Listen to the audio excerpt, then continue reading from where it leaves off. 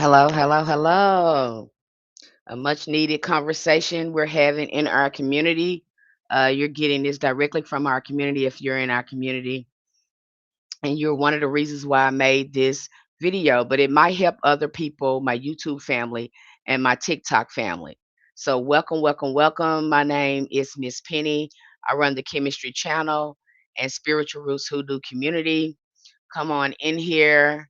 And this might make it a lot easier because I think that from my experience, I think the hardest thing for me was integrating everything into my everyday life. And what helped me with that was healing because I started reaching for hoodoo when it was time to heal. Okay. And for everyone, it will be different depending on what happened to you is the time it's going to take to rewire your brain. Okay. Depend based on what has happened to you in your life, what things that you're hello Tracy, some of the things you're trying to unpack. Be very patient and loving with yourself. Be very patient and loving with yourself when you're trying to heal and access your magic.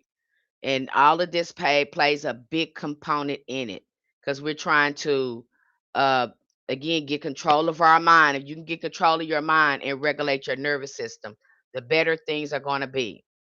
Okay, so we're going to dive in here and go over a few things to help you get more clarity on what's going on.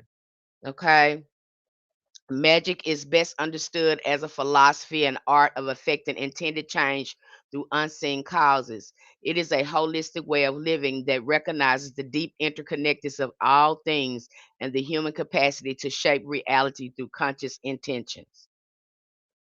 Okay, so it is a way of life as well. It's certain things, the way you're feeding your spirit, the things that you're putting in your mind, the way you are navigating your emotions, expressing your emotions is going to have a big impact on your magic. Okay, it's going to have a big impact on your magic. Rather than being centered on idea of the supernatural, magic is rooted in understanding how the mind interacts with experience, belief, personal transformation. I think the most difficult thing for us, for me, and I've seen it in other people, especially Black Americans, that Christianity did a number on us, and we have a hard time unpacking it. And it doesn't help that a lot of people believe that you can't have hoodoo without Christianity. And I've already covered that. That is false. Okay, but yet they are, a lot of people are saying that you can have hoodoo without Christianity. You can have hoodoo without the Bible. Okay. And I had someone in my box saying, hey, how do I unpack that? How do I separate hoodoo from Christianity? By understanding what hoodoo is. It's not Christian. It's an ancestral magic. It's a more surrounded around ancestor veneration than anything. Because that's who's giving us the guidance and the wisdom to do the work. Now, if you can't unpack that, Uh, the best thing I can tell you is go look at some of the things that we have in there on Bible magic and look at the history of Bible magic. That'll give you a greater understanding of the Bible. You probably need to understand the Bible without uh, Christianity being in it because you don't have to be a Christian to read the Bible. Christianity is a religion that uses the Bible. Okay. So it's a good way for you to unpack that because I think that because the religious trauma did such a number on us, and we have people repeating the trauma verbatim. They're just repeating the trauma. They don't even realize they're still in under that. They don't realize it. Okay, and then you have some people that practice hoodoo, uh, using the Bible and Christianity because that's the way their family taught them to use the religion. And so that's the way they use their hoodoo.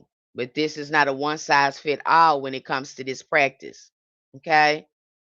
It draws from principles found in psychology, counseling, and spiritual practice, weaving them into a framework of intentional living.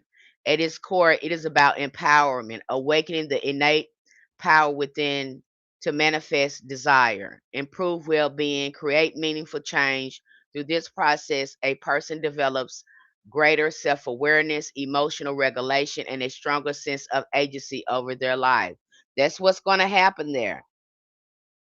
You can, in order to access your magic the right way and for it to work for you, there is going to have to be some psychological change and beliefs and seeing the world through the lens of magic. That's how you're going to have to, and it takes a minute for you to understand this. That's why I like you to be doing the shadow work in conjunction with this, so it won't seem like it's a lot. It will seem like a lot the way I'm breaking it down, but you have to understand that all this stuff is happening simultaneously when you start your journey. All this elevation, all this stuff is going to start happening simultaneously. Even though I'm breaking it down, it may seem like a lot, but when you start the work, all these things going to start happen simultaneously together. Okay. All these things are going to start working together, and it is going to make, and you may have an aha moment and be like, oh, now I get it. Okay. Because this is a way of life. We got to start feeding our spirit, because our spirit is spiritually deficient. Not our fault. Okay. We have to learn right knowledge, learning about energy and how we interact with it. Most of all, learning how our mind works. That's the biggest thing. Once you can learn how your mind works, you know the food and the nourishment that your mind needs to be strong. The mind is central to all magical practice. It serves as the primary gateway through which intention is formed, focused, and expressed into reality. Because of this, mastery of the mind becomes essential. Because you don't have control over your mind, you don't have any control over your spirit. Hello, side quest artress.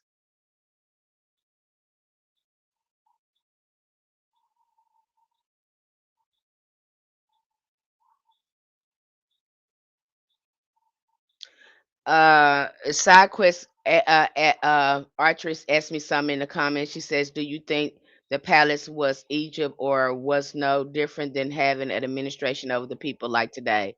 And people are just idolizing technology of the patriarchy. We've already covered this, that this is divine feminine all the way around. Yeah, there was a lot of hijacking that went on here. There was a lot of hijacking that went on. We covered it in our community, and we talked about how a lot of these spiritual practices and religions originated from matriarchal cultures. So I make sure that I unpack that and I dismantle all the patriarchy, misogyny, and racism and a lot of our material. So I make sure to do that. Okay. So a lot of that started, you can see it. You can see it in your Bible. They're kind of giving you a Bible. Okay, so the first thing you're gonna have to do is get your mind together.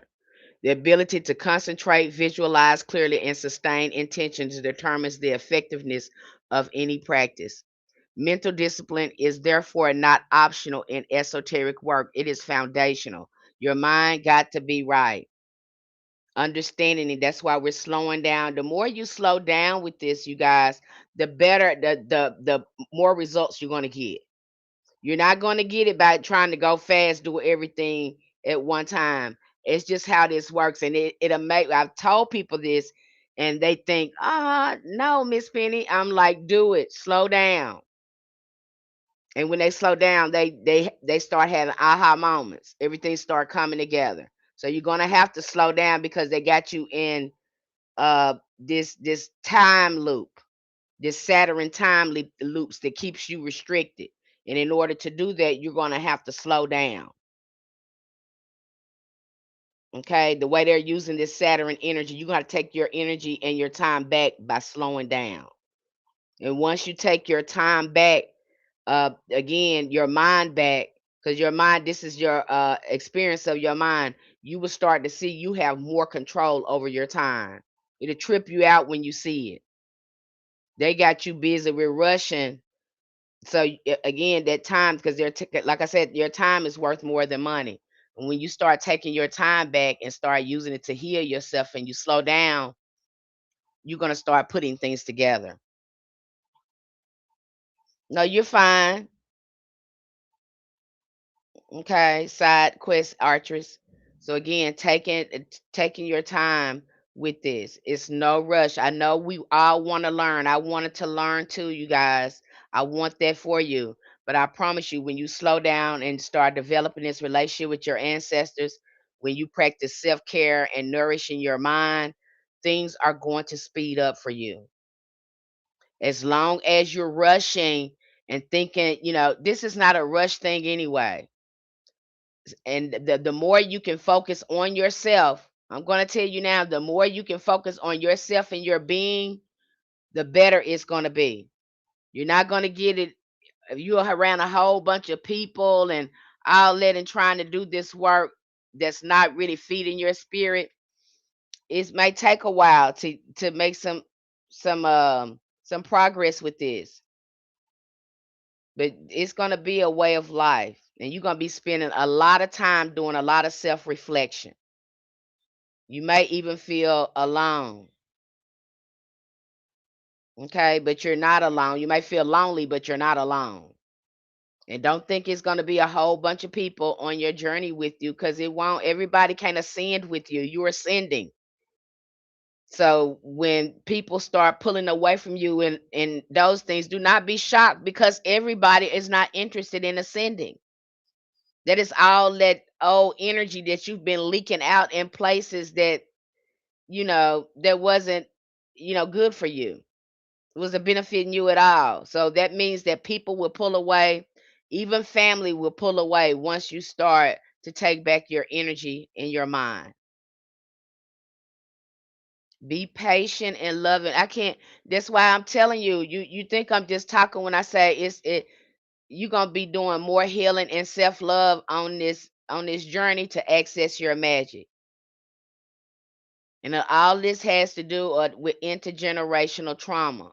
Because some of our families, ain't no way in the world, you know, that they were going to be all completely right in their mind in the environment that they were in. They did the best they could. Now it's for time for us to give ourselves what we truly need. Once you start unpacking it and dealing with that poverty mindset, that lack mindset, any type of weaknesses that you have overcoming you in your mind, you're going to tap into your power. Okay. Okay, before any external work can be truly effective, the inner personality must be refined, observed, and consciously shaped. We were birthing a new you. You being reborn again. That's what's happening here. You're being reborn. You're going through a transformation. This is true alchemy. Okay, you're going through an alchemical stage when you're doing this work. Self knowledge helps the practitioner begin to understand themselves more deeply and recognize the force, internal and external, that influence their past, present, and future experiences. This awareness creates space for alignment with the higher self and reveals patterns that may be obstructing growth. So, as soon as you start doing that shadow work and you start observing yourself, you are moving into your higher self, because now you're standing back watching yourself. That is your higher self, when you can slow down and start doing the shadow work instead of judging yourself. You observing some of the patterns within you. That is how we access our higher self. We do not judge ourselves. We just observe and see the transformations and shifts we need to work on to again to keep ascending. Does this make sense? Your spirit is fast, but your flesh is slow until both come one. That is correct. And because I'm so glad you brought that up. What is that, Jan Minnick? I hope I'm saying your name right. I'm so glad you said that, because yeah, because you are a earth being. Remember, stuff moves slow on this plane, and so would the shift and changes happen in you. It took you a while to get some of these patterns and stuff ingrained into your subconscious. It's going to take some repetition and practice to move it out. And right now is the best time to be doing any type of deep shadow work because of these retrogrades that's coming up. If you really want to level up and you want to do some real shifts and changes, do some shadow work during retrogrades. That's the real level up. A lot of cleansing and talking to your ancestors should be going on through it during the retrogrades. Not a lot of magic, but a lot of leveling up. Okay. And that it does take, and we talked about that. I think talked about how the shift will happen in each zodiac, and then talking about the fact that we are humans on the earth plane. So the magic on the earth plane, because we're here, it's going to take time to shift. But the more you can focus on yourself and slow down, the faster the shifts happens. I know that sounds crazy. The more you can rest, because we're getting our time back. We get our body in a homeostasis state, the better things are going to work out for you. Slowing down. You'll see things start falling into place. You start having more time when you start putting this first. When you put this in the center of your life, your healing, being grounded, and really paying attention to your energy, things will start falling into place because now you know now you got some order in your life. Hi, how you doing, life poetry? Jamming ink. Okay, jamming ink. So again, this you slow, and they got you in survival mode. They know exactly what they're doing, beloved. They know what they're doing because they got you in survival mode. And they know long as they keep paying you for your time, which is priceless compared to what they're paying you, and they keep you in survival mode, it keeps you disconnected from your spirit. Hello, Dana Lewis. Okay, it's gonna keep you, and it made me mad when I slowed down. I said, "Oh my God, these people been robbing me for my time. They been having me stuck in a loop." And that's what they have you in. Survival mode is keeping you stuck in a loop, making you think you got to rush, rush, rush, rush, rush. No, you have to slow down. And you can never be lazy. Black Americans, I have to tell you, you can never, how can you be lazy resting when your ancestors built a whole country? They literally worked themselves into a grave. It's impossible for you to be lazy. It's impossible. It's impossible. Okay? The thing is we don't get enough rest.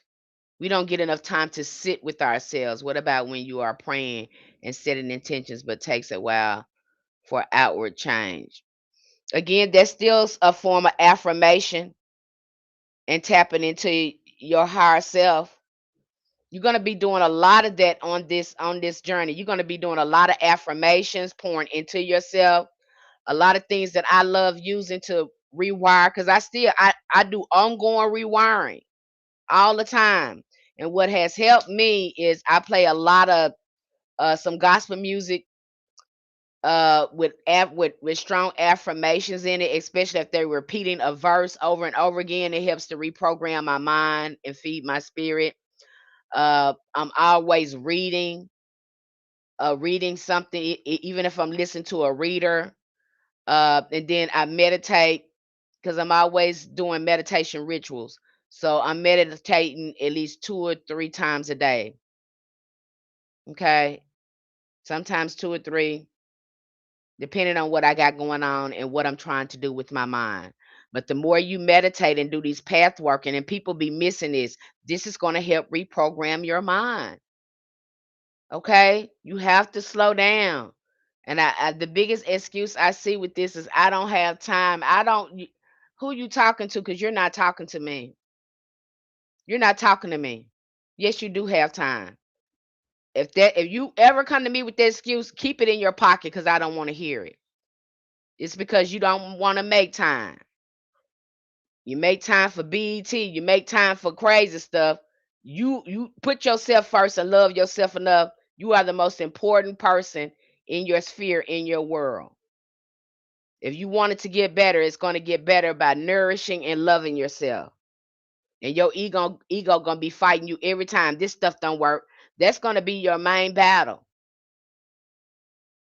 tapping into this, because it might seem foolish at first, meditating, talking affirmations to yourself, being, it might seem silly at first because your ego will fight you on it. But I guarantee you, if you stay consistent with it, with at least 2 weeks, 2 to 3 weeks, you're going to feel a shift in your thinking and in your feeling, because this is subtle medicine.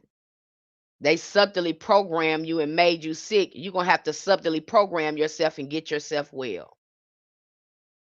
And it takes time. Be patient and loving with you. The more loving you can be with yourself, more compassionate you can be with yourself, the more mercy and grace you can give yourself, the better it's going to be.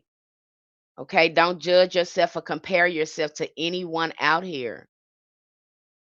Okay? You don't know what's on the inside of you until you slow down and start loving on yourself and taking care of yourself. No one gave us the proper tools to take care of ourselves. And for the first time in our lives, we are slowing down, taking back our power, and taking care of ourselves. Okay?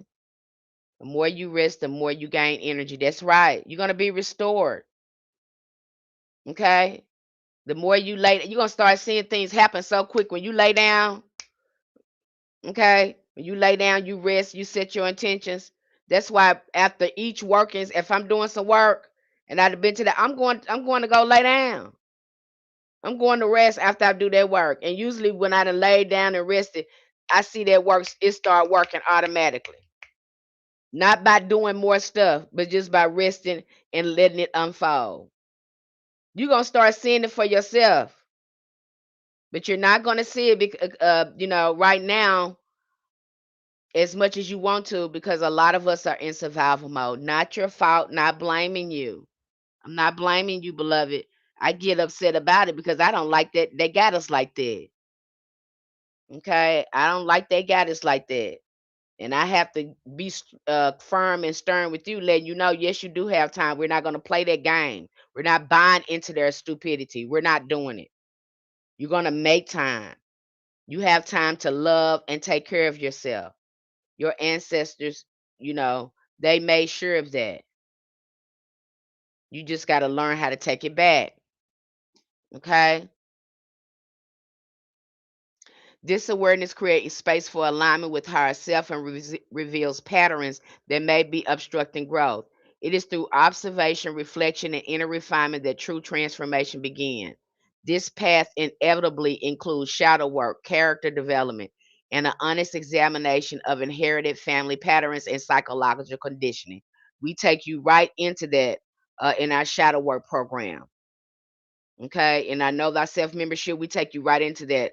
Because the way we address shadow work is we already know we are living in spiritual warfare and we up under intergenerational trauma. That's it. We already know that. So that knowing that, now we need to find out how is it showing up in our families, in our personal lives. And we talk about the hard stuff there. I don't care about these little shadow work pumps they be giving you. No, we go deep because you need to look at your family, see what frequency you're on and born on, and the work you have to do. We need to look at these negative thoughts, these things that we keep telling ourselves, and dispel those things out of there. And the more you talk about your experience, if you're showing up for our monthly meetings, the more you talk about it, the more you purge, you're going to start feeling better. This is why therapy and counseling is so important, because you get to purge those things out of you. You get to speak it. You see the power in your mouth when you start speaking these things, releasing their power over you. Because a lot of, what's going on with us, it keeps us bound through shame, or, making us feel like we're embarrassed, we're not important, it's not a big deal. Yes, it is. Anytime that it is restricting or bounding your spirit, keeping your spirit bound, yes, you need to be opening your mouth so it can release. Now, a lot of this, you can see a lot of our ancestors did a lot of this stuff in church when they would testify how they overcome their struggles and things like that. And these are the kind of conversations that we have, discussions that we have uh in our circle, our healing circle over there. We're doing the shadow work because I want you talking. I know that when you're talking, you're purging. And sometimes when we start talking, we have self realizations. Yeah. And sometimes when we're talking, we're hearing other people talk. They're providing you with medicine you need to do the a conscious shift, so you can look at things from another perspective. That's what happens when you start healing together in the group, when you start really sharing and purging. I'm not talking about this shadow work journal stuff. I'm talking about real work, opening up your mouth. Not caring about, because there ain't no judgment over there. There's nothing that you can share with me over there that I would judge you on. Because 9 times out of 10, I'd have done it or I'd have thought it. We're not there to judge. We're there to heal. Okay? We're there to be releasing and purging. And if you over there and depending on what you have going on, if your stuff is real heavy, I'm gonna automatically recommend therapy and counseling. That matters, you guys. That's gonna help again regulate your emotions and start changing your perspective on how you process pain and grief. This is one reason why I get you working with angels, because they can help you with that as well. It takes time to shift. You sure right, life poetry. It takes time. Be patient and loving with yourself. And matter of fact, stop looking at these people with these spells and seeing what they doing. Okay? Don't be mesmerized by these people. I keep telling you that. Please don't be. Please don't be. They ain't got nothing that you ain't got on the inside of you. Okay? You're going to be surprised what you have on the inside of you when you start loving yourself and slowing down.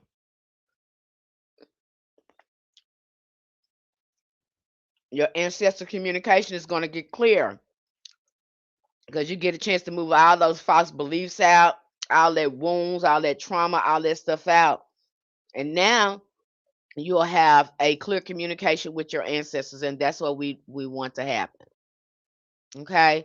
When negative and limiting thoughts are repeatedly interrupted and replaced with intentional affirmations and constructive beliefs, the subconscious begins to recognize itself. Over time, it creates increased emotional resilience, clarity, courage, and persistence. In this way, the mind can be restrained and patterns that once felt fixed can be transformed. Okay. Like I tell people, and my ancestors, they kept going back and forth with me about with this. They said, "Hey, we know it's hard. It's hard as hell doing the right thing, but once you keep doing it, it becomes habit." And I was dealing with that with myself. But once I kept doing it, I can't find no other way to do it, because now it's habit. And that's what we're trying to do. We're trying to give our mind healthy, more healthy thinking patterns and more healthy habits. We're trying to integrate into a spiritual lifestyle. And these are little things, little small things that you can start doing. Okay? Especially with the shadow. You're going to feel good about yourself when you start doing your shadow work, because this is the work no one can take from you. This kind of work, no one can ever take this from you. Okay? This is the most important work you're going to do in your life. It's going to grow you, it's going to mature you. Especially when you start seeing all the positive transformations that you make. You're going to be so proud of yourself. I'm so proud of myself when I get up in the morning and I do my morning regimen, address my ancestors, talk to them, do my morning inspirational reading and journaling. I feel so good about myself. I'm just like, oh, I feel so good. My spirit feel good. Okay, because I did something for myself. Now, at first, did it feel like that? No. It was like, oh, I got to do this. I just promised myself. But now, and then when I didn't do it, I felt horrible. I was like, I didn't do this for myself. My day just is not going right. I did not address this. Is my day just don't go right when I don't implement it? I set the tone for my day in the way I address it. I command over my day. I already be saying when I get up, I'm going to have a good day. Good things are always happening for me. And it may take you a while to train your mind to do this. You won't know until you sit down and see what all the kind of junk that's in there. Okay? It is important to recognize that most people do not consciously choose negative thinking patterns. Many of these patterns are inherited from the environment, upbringing, education, and early experiences. Child Childhood beliefs, especially those formed in environments of stress or trauma, often become deeply embedded mental frameworks. In some cases, the mind creates protective mechanisms to survive emotional harm. While these defenses are once necessary, they can later be, become limitations if they are not examined and updated. Okay, we're throwing out that old software, it doesn't work anymore. Working, being in a state of hustle is not helping our nervous system. We have been bamboozled out of our time again and out of our power. I have some questions to ask, not here. How can I contact you? If you want to book a reading, you will have to book a reading. Then put my email address in here.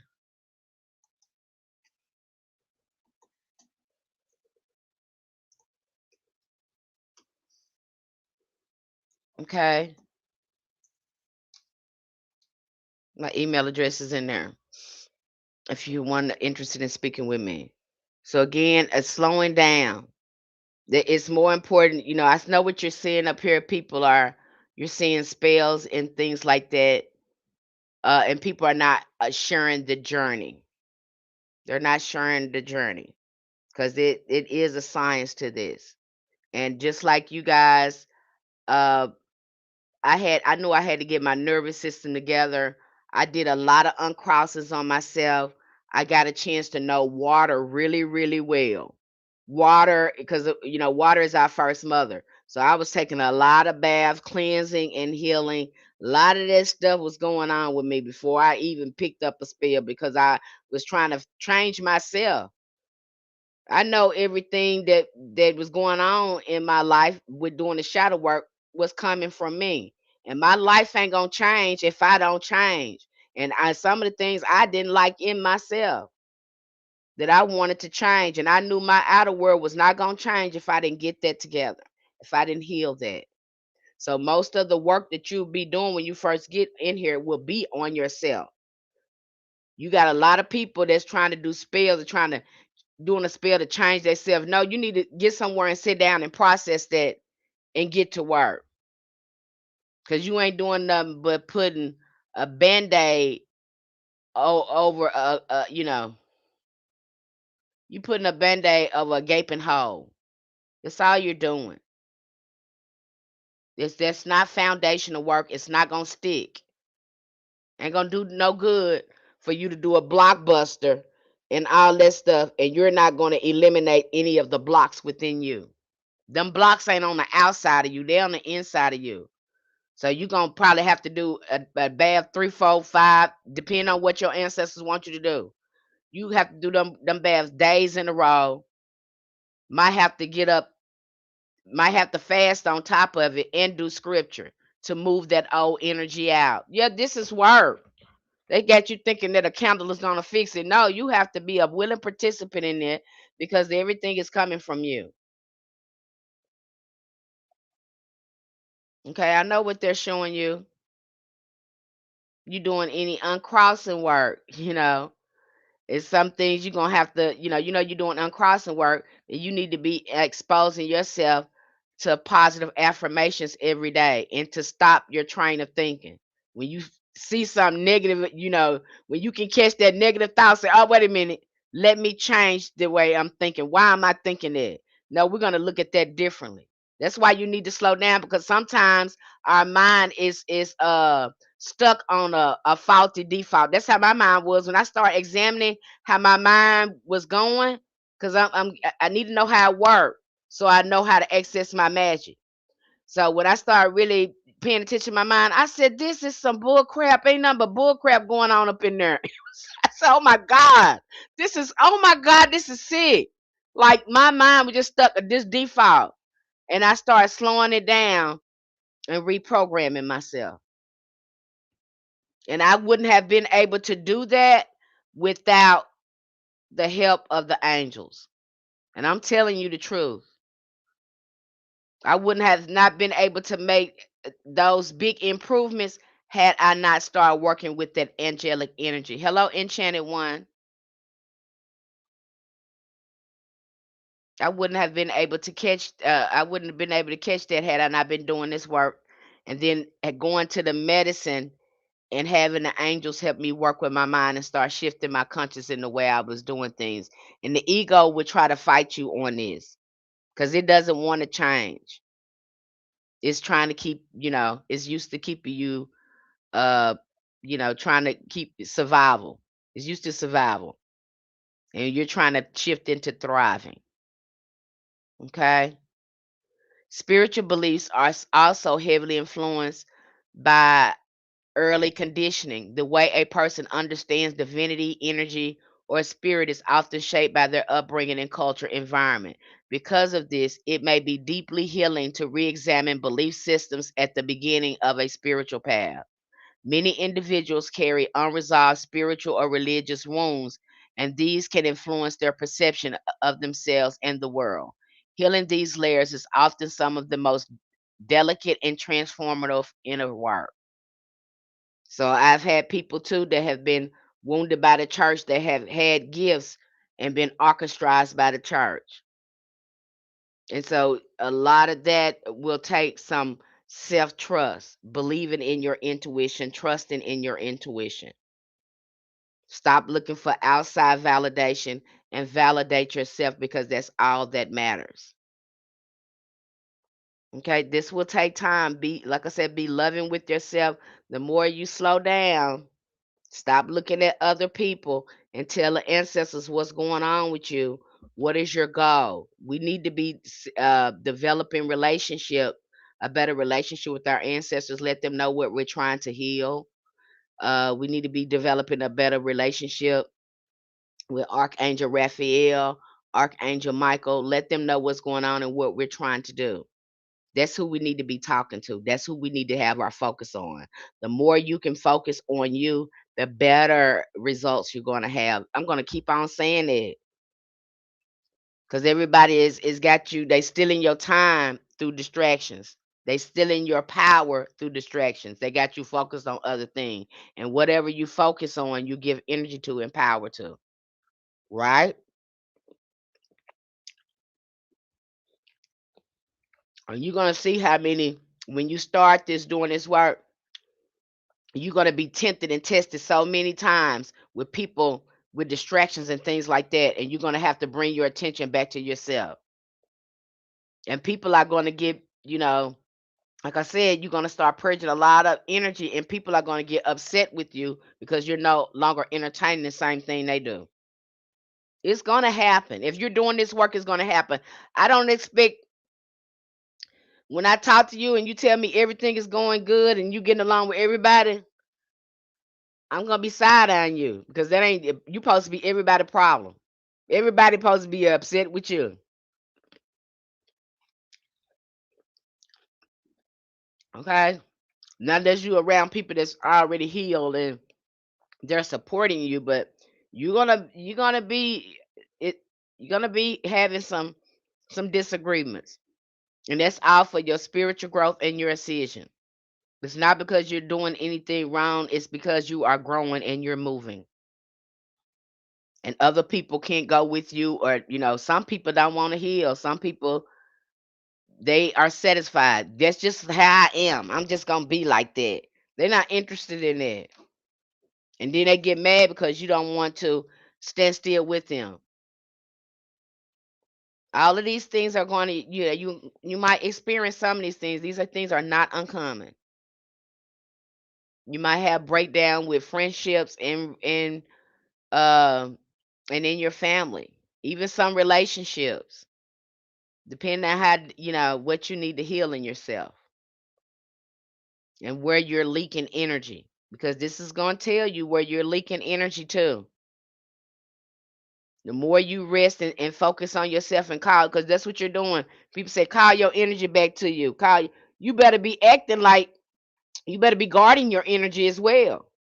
You know, sense in calling it back and you still gonna be out there doing raggedy stuff. You better be preserving it. I mean, I preserved my energy so well, and I don't know how healthy it was. I limit the people I come in contact with. The less contact I have with people, the better my life be. Because I know these some of these people have spirits jumping in and out of them. So the less contact I can have with you, with people, if I can avoid people, because I ain't trying to waste my energy. And that's where a lot of energy get leaks out because people want your attention. They want access to you. You know how many people I have that jump in my box? They'll jump in my box, give me their phone number, and tell me to call them. Are you serious? Basically, you're asking me for a reading. Why don't you just go ahead and book a reading? Because you're trying to harness my energy without my consent through the guise of a friendly conversation. And we know that if we know that I'm spiritually insightful, that I'm going to be providing you with insight. So why not just book a reading? You get people that's like that. Okay? They there to steal your energy. And yet practitioners have come out and then they get mad. They get mad because you won't tell them everything. They get mad because you won't break everything. These people, again, they are stealing energy. And then say you got an attitude and all this stuff because you won't let them feed off your energy. You got people like that. Okay, you got to be very careful with that. When you start taking your energy, because people would try to, you got a friend, every time something go wrong, they want to call you and tell you about all their problems and just dump it all on you and you resolving all that. And there you is, they didn't drain all your energy from you. You're depleted and you didn't, you know, you have revitalized them. But they didn't took up half of your time talking about their regular problems that they probably not gonna fix. You got to cut that stuff off. I can't tell you how intentional you got to be with your time and energy and how precious it is. Okay? Start treating it like it's gold. You got gold, your energy is like gold. And once you get a hang of it and get a handle on it, you'll just start seeing how people act when they can't access you no more or gain it. They will act the fool with you. And some of these are our family members and some of these are our friends. How dare you cut yourself off from me? Why come I can't be raggedy with you? You think you better than me? Why won't you do this? And it be your life. It be your choice. It be your option. Okay? And you've been unintentionally feeding a monster. And now when you cut it off, you want to act the damn fool. That's what you're going to see out there. When you start using your voice setting boundaries saying no, and you don't have to explain anything. I've told people this so many times. No is a complete sentence. Hell no is a paragraph. And when you're setting boundaries, it's not about the other person. It's about you. You don't want to do that because you don't like the way it make you feel. Tell them that. I don't want to do that no more because I don't like the way I feel. I'm trying to take care of my energy and I'm trying to heal. So I'm not doing that anymore. If you want to do that, go ahead. But I don't like how it make me feel. You ain't gotta blame it on them. You ain't gotta tell them I don't like to go out with you because every time I go out with you, you make a scene and all this kind of stuff. You can simply say, "Hey, I don't want to do that no more. I don't like the way things turn out when we go there. I don't like that for me. I don't want to do that. You can go on and go. You can go on and do that, but I'm not doing it because I don't like the way I feel. We keep the attention on us. It's about us. And if they take offense to that, then they have to look at why you getting mad because I'm making better choices for myself. You say you love me. I just told you this wasn't good for me. I'm trying to do better. You mad at me because I'm trying to do better. You really get a chance to see who is really in your corner with this work. And believe what you see the first time. Because that's how they really feel about you. One time I listened to my coworker vent to me. I got drained. I ain't saying not one word. See? So I listened to him. I got my own problems. I got my own stuff. So take that somewhere else. No, I don't want to hear it. I got something else going on. I don't need to be listening to other people's problems because I don't need that for my energy. You might have to tell people that. Okay? And once you start doing this, you're going to start your whole life start to recalibrate. Things going to start falling into place because now you're taking back your power. Now you're being intentional with it. You're showing the universe what you want and what you don't want. Okay? And we're going to focus on what we do want. Don't focus so much on what you don't want. Focus on what you do want, and that's what you're going to get. Okay? Without this alignment, action often feels forced, inconsistent, and unsustainable. Practice such as breath work, meditation, affirmation, and mindful awareness help regulate the nervous system, allowing clarity, grounded decision making to emerge. Stay slow. I mean, I would get up sometimes and I would just talk to myself to stay grounded so my mind wouldn't be going off places. Just to stay in control of my mind, I would just say, I'm picking up the keys, I'm going to the car. I would be saying this to myself just to have control over my mind. That's just how, it was racing, getting away from me. And I didn't like it. And so I had to really start slowing down my nervous system. I know it sounds stupid to some of you. You probably said, that is so stupid. But honey, the way my mind was racing, I got to go to work. Then when I got to go to work. I got to go to the store. I mean, my mind was all the way ahead. I'm just like, I can't even stay present because I'm thinking about what I got to do. No, I don't like that. I need to be staying present for now. What am I doing now? And so to start bringing my mind back to the present and stop it from racing and getting away from me, I would be talking to myself, telling myself what I was doing right then and there. Staying present, not let my mind run off. Because the mind will do that. You could be sitting down meditating and it trips me out. I'm better at it now. I could be sitting down meditating and it'll say, out of nowhere, you ain't thought about that thing all day long. Did you take the chicken out the refrigerator? So you can, I mean, the mind, it just does that. And I have to take control of it. We're not worried about the chicken in the refrigerator. We're setting our intentions right now to clear our mind. Have to redirect my mind. You don't know how much control you don't have over your mind until you start trying to gain control over it. Some of us working on default. Not our fault. We're just trying to survive, not judging nobody or anything like that. I'm coming here to encourage you and empower you to, to slow down and to be loving and gentle with yourself when you're doing this work. It is not a rush, it is not a race, it is not a contest. All of us are healing at different rates depending on what happened to us. After all, we were born into intergenerational trauma. We already know that we're sick. We already know that we've been around crazy people and it has impacted our mind and spirit. We already know that. Okay, so we're not going to judge ourselves, not our fault, but it is our responsibility to heal and get our power back. Okay,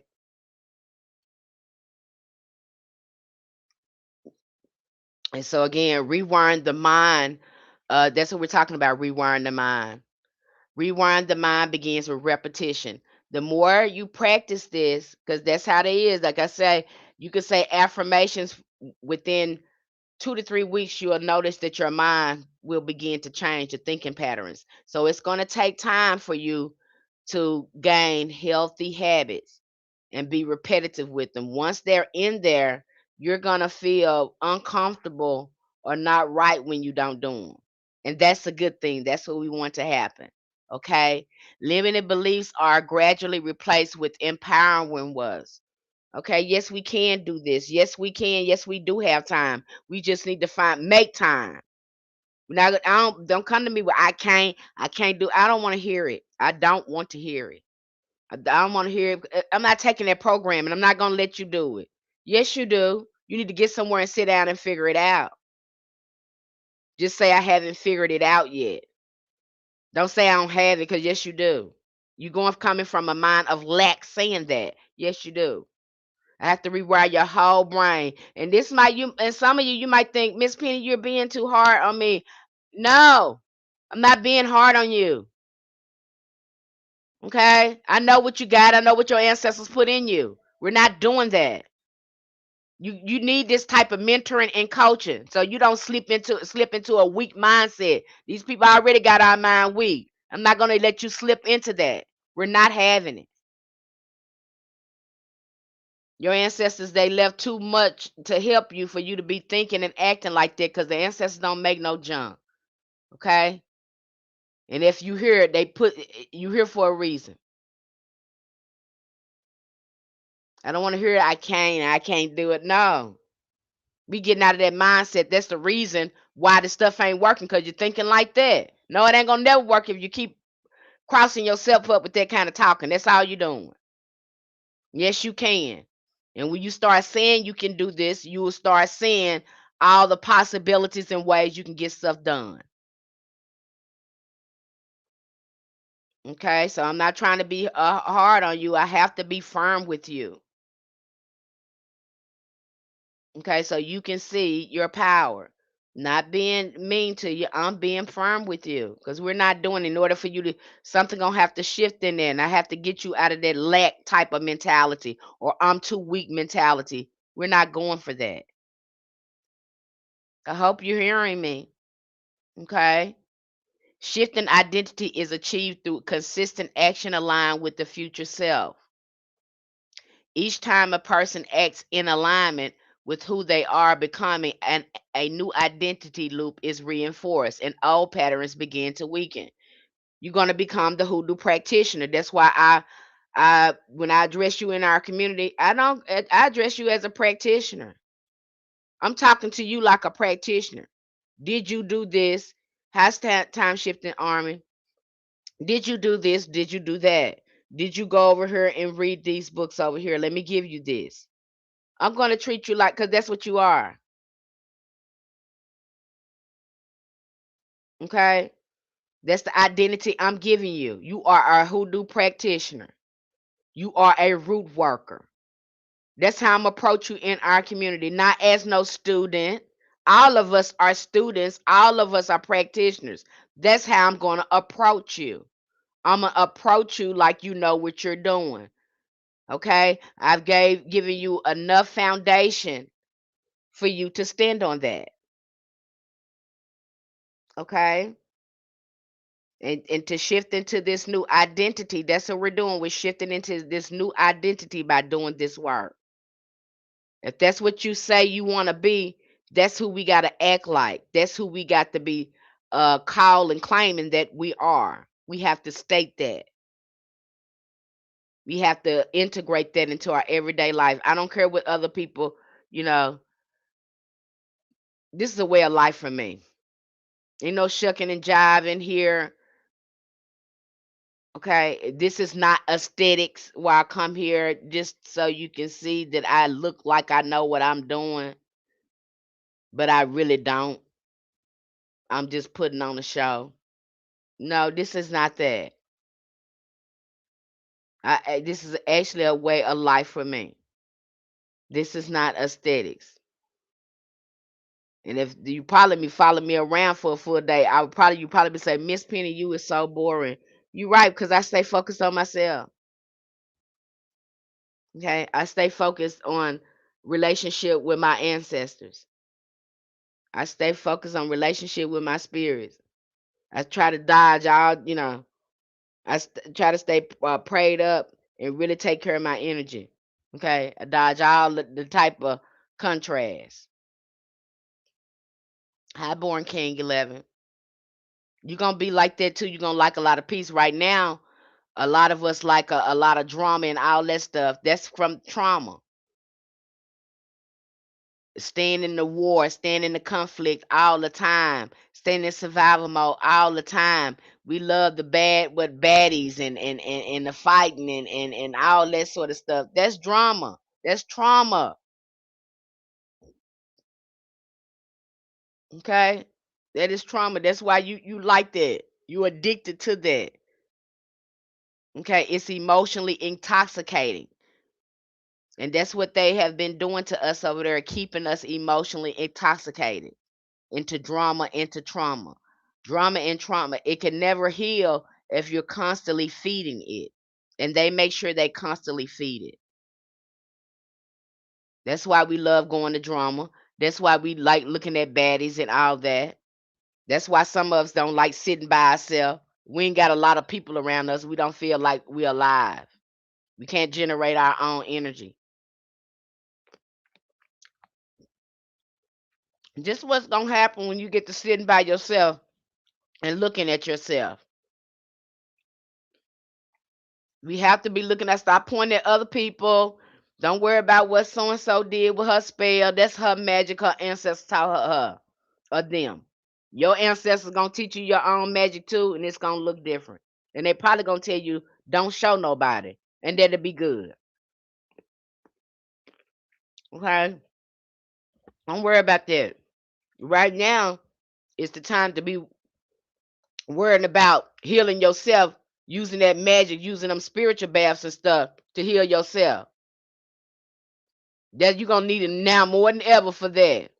You're gonna be thanking God and the ancestors that hey, they have protocols for that. They got spiritual baths and protocol ritual work for that.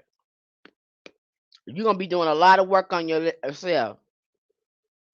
And them spirits love to see that. And when the spirit starts seeing your dedication to your healing and trying to do your inner alchemy, because this is inner alchemy as well, they start helping you with the shift. You start feeling better, your thinking pattern is changed. But it's gonna take some effort on your part. And it ain't gonna come from just doing a magic, just lighting a candle. Okay, this is science to this, is actual work. And people talk about alchemy. Are you really doing it though? I would love to see them break that down. How that alchemy looking for you? How do your alchemy look? Because that requires some inner changing. That requires some changing your mind and regulating your emotions. How did that happen though? Explain that, break that down because it takes work. Okay, a key part of changing thought patterns is awareness. Many people believe they cannot control their thoughts, but with practice, thoughts can be observed, interrupted, and redirected. That's why it takes some meditation and breath work. Sit there for 5 minutes and just pay attention to your breathing. When a thought come in, put your mind back on your breath again. Start with baby steps. Nobody said you're gonna be doing everything perfect and you're gonna be able to do everything. No, it's gonna take baby steps. And the more patient you are with yourself with this, the more improvements you're gonna make.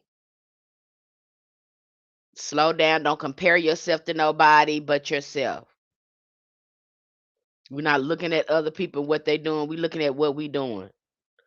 How we looked last week and how we look this week. How many improvements that we have made from last week. We ain't worried about nobody else. Don't nobody else, because this is our world. This is our magic. We're trying to get in control of our world and our life the way we want it to look. We don't worry about nobody else because this is our magic and our world.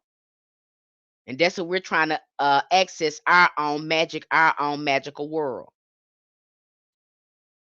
Okay, so don't worry about that. I would recommend that you look at less videos and stuff like that as possible and start reading more. If you want to know something, it's in our community, and the ancestors will show you when it's time to. But if you want to be doing any kind of work, it needs to be on yourself. You should be very familiar with water right now. The water spirit should be your friends, honey. You should be talking to that water, praying in that water, telling your water that water what you need to heal from, what it need to be doing. Honey, you and water should be best friends right now. A lot of cleansing need to be going on. A lot of protection need to be going on. That's the first element you're gonna get very familiar with real quick.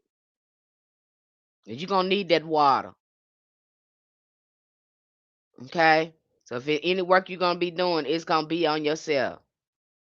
Especially when you see how your mind is going and where you're leaking energy. Okay, I hope I haven't lost anyone. Techniques such as affirmation journaling, intentional reflection help retrain the mental patterns. Over time, this builds mastery over thought. And with that mastery comes greater mastery over your life itself. You will start to see it. You will start to see it. You're gonna be able to speak things. That's what I said. You won't do your mouth is gonna be fire if you're doing this right. You'll be able to go to your altar and start calling things into existence before you even light a candle.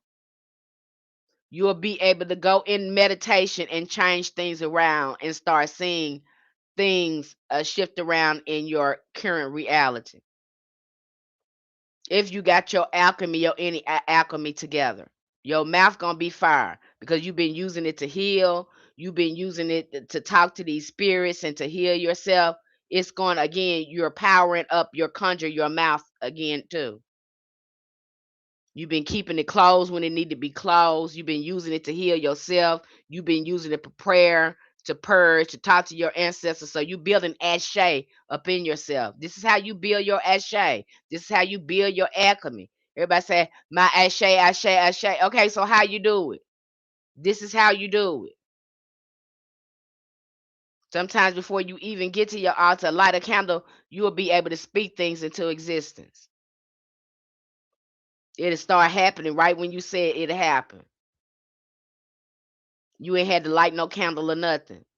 That's just how strong your ashe is. The only time you would be doing, if you're really in your deep in your practice, the only time you would be doing heavy spell work if you was doing something long term, if you had goals. But if you're in an alignment, if this is your way of life, most time you're gonna be using your mouth, a lot of declarations, a lot of affirmations, and it'll start happening. If you again, if you aligned yourself, you in alignment. The only time you'll be doing big, magic, unless you're doing it for somebody else or you working on a goal and it's taking a couple of steps to reach those goals. You got some people that real hoodoo practitioners, they only do magic in the spring or they only do it around certain seasons. Not how you see it's done now, all this frivolous stuff. Because when I see you do frivolous spell, you got to do a spell for everything. That means you out of line. You got to do a spell for everything. You got to do a spell for everything. That means you out of alignment then. You need to get somewhere and start healing on yourself. Absolutely love how you keep it 100. So glad my ancestors seen you. Okay. Okay.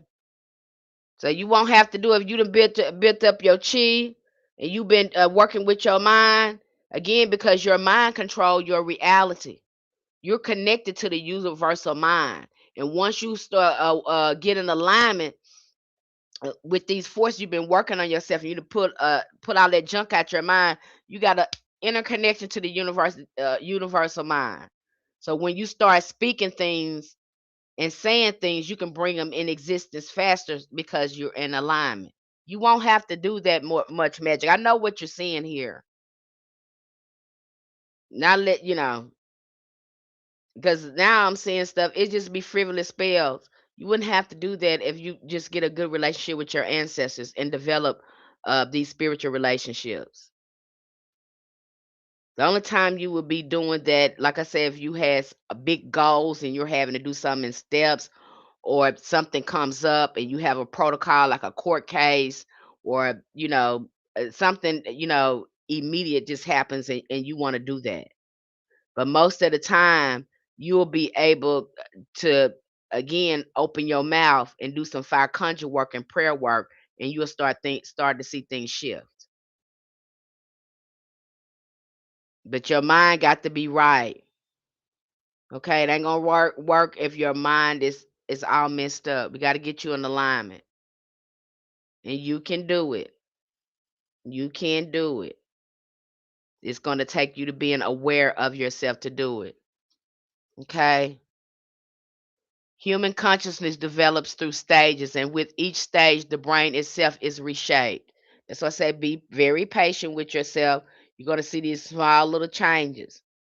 It might even start with you just getting up praying and talking to your ancestors every morning. You consistent at that. You like the way you do that. You've been consistent in that. Okay, you've done that. Been going on with that for a month. You've been consistent at that.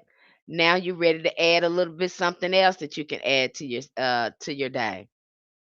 Since I've done that, you know, I'm gonna add this to my day as well. Okay, it's just a slowly integrating, getting your mind used to these shifts and changes. No rush at all. Okay, but we need to slowly start integrating it. Modern understanding of neuroplasticity shows that the brain is constantly forming new pathways based on experience, repetition, and belief. Every thought and behavior strengthens the corresponding neural network. This is why long-standing habits are so difficult to change. There are deeply embedded patterns carved into the architecture of the mind. However, it also means transformation is always also possible. Okay. So you have to practice doing healthy things. You have to practice being consistent at taking care of yourself, and then it becomes automatic. Remember, nobody's taught us to take care, how to nurture our spirits, and how to nurture our emotions. No one has taught us that. Matter of fact, they teaching you not to do that, and when you do it, you crazy. They doing everything to keep you disconnected from yourself. And then the minute you connect to yourself, folks think you crazy now, because crazy has been normalized. And people that are healthy have been told that they're crazy. That's what you're going to see there. Okay? Keep doing your work, keep ascending.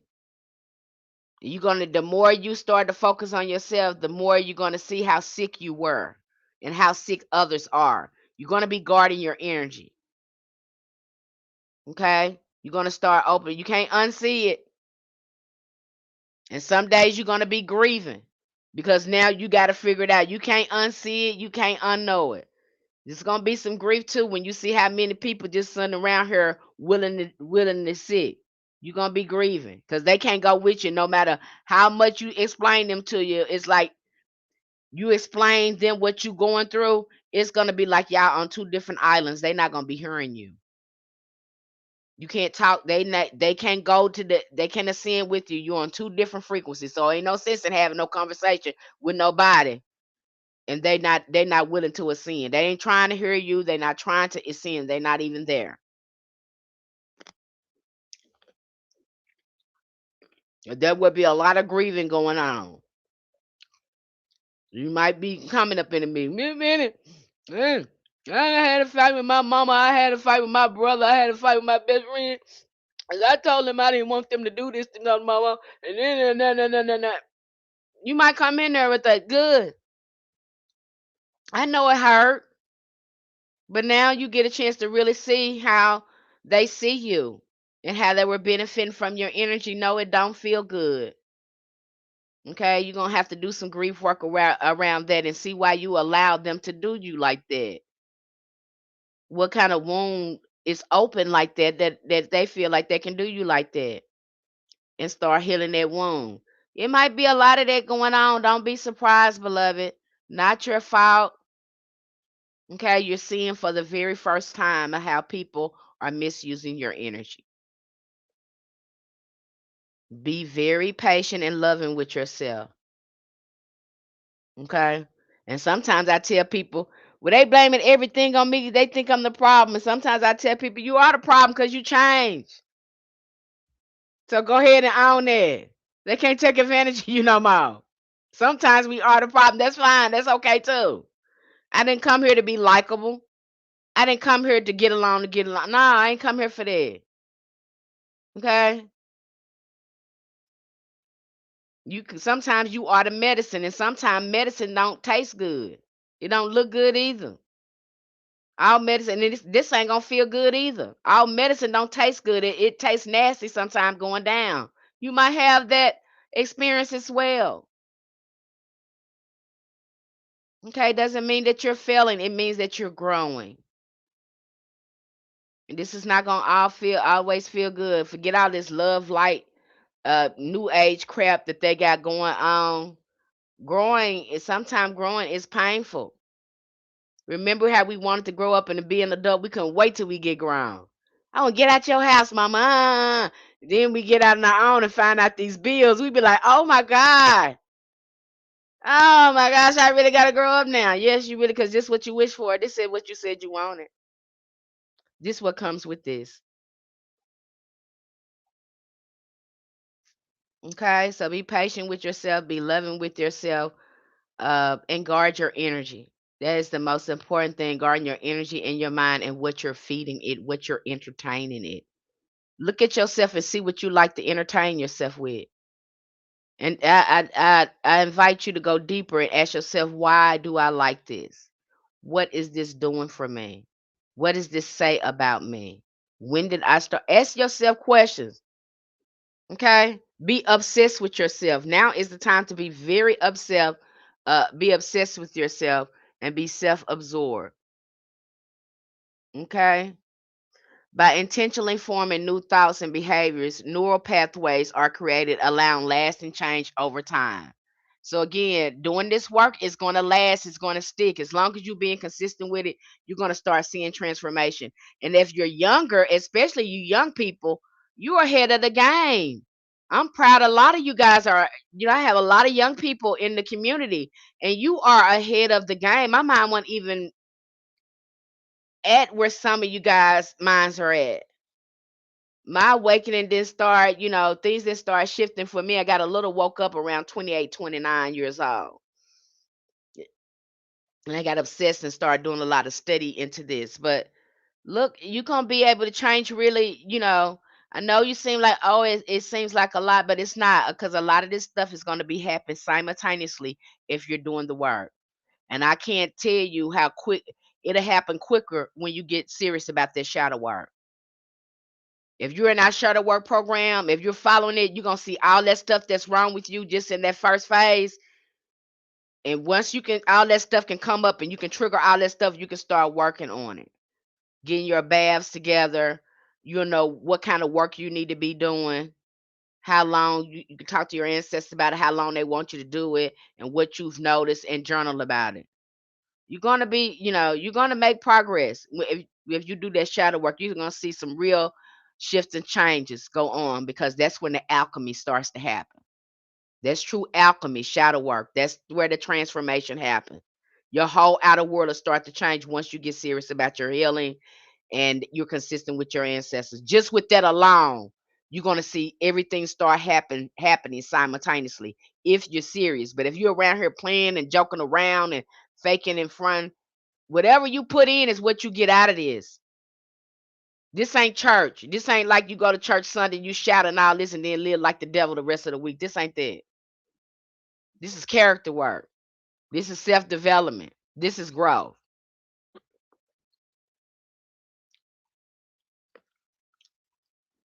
And some people can't take looking at their own selves and then they blame it on the devil and they run back over there to the church because the church don't hold you accountable for healing because they bring their wounds and ragged stuff right up in the church.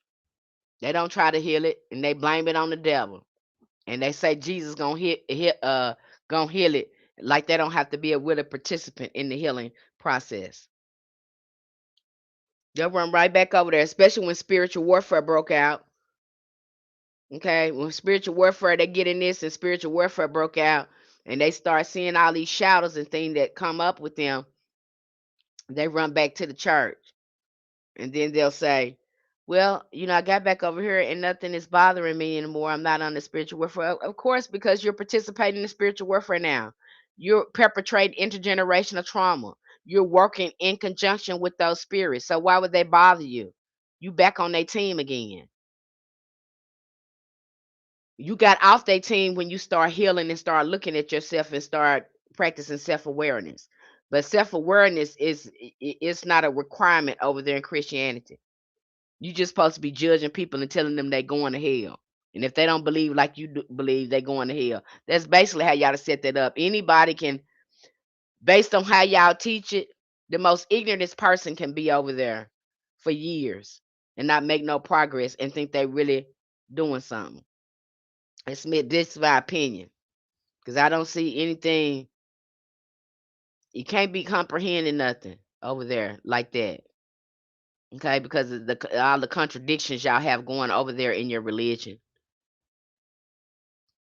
Okay, so again, you will be doing the work here.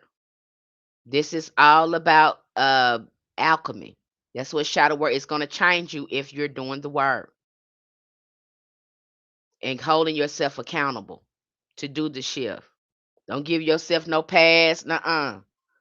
Because your ancestors know what you can do.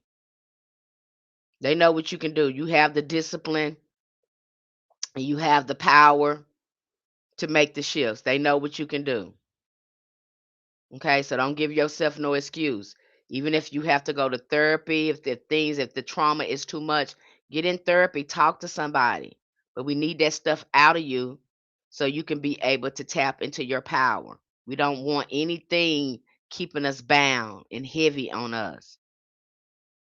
And by all means, get your spiritual baths popping. Start trying to heal your life. You're gonna be using this. You're gonna see where it's gonna be, where hoodoo magic is gonna be helpful when it comes to fixing your life. You're gonna see because you're gonna be reaching for it.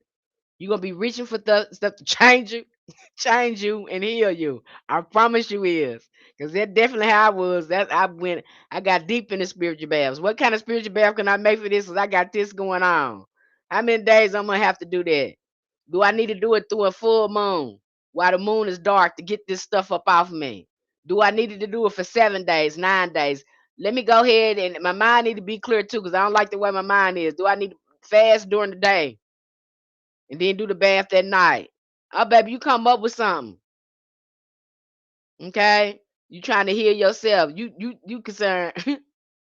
And once you start doing that, your whole life gonna start changing. Okay? You will start changing. You won't the thing that you prayed about, you're gonna be able to just go to your ancestors or go talk to the most high, whatever your goal is or whatever your choice is or options you're gonna be dealing with, and you're gonna be able to just talk to them because you to form these relationships. Okay, you've been calling on them to help you change you and heal you. And so when you got something going on, you're gonna be able to just talk to your spirits and say, "Hey, I got this going on. Can y'all please fix it? Cause I don't know what else to do. Okay, I did everything in my power to do. I don't know." And you'll start seeing things shift. You won't be doing a lot of spells now unless you want to do some Bible work. You know, you'll be using your mouth a lot. You won't be doing is like I said again, you won't be doing it really hands-on magic like that a lot. You'll be using your mouth a lot because have developed this relationship with your ancestors, with these angels, and maybe with some of these saints. And you will be able to go to them and tell them, "Hey, this is what I got going on," and blase this and blase that, and you'll start to see things shift out.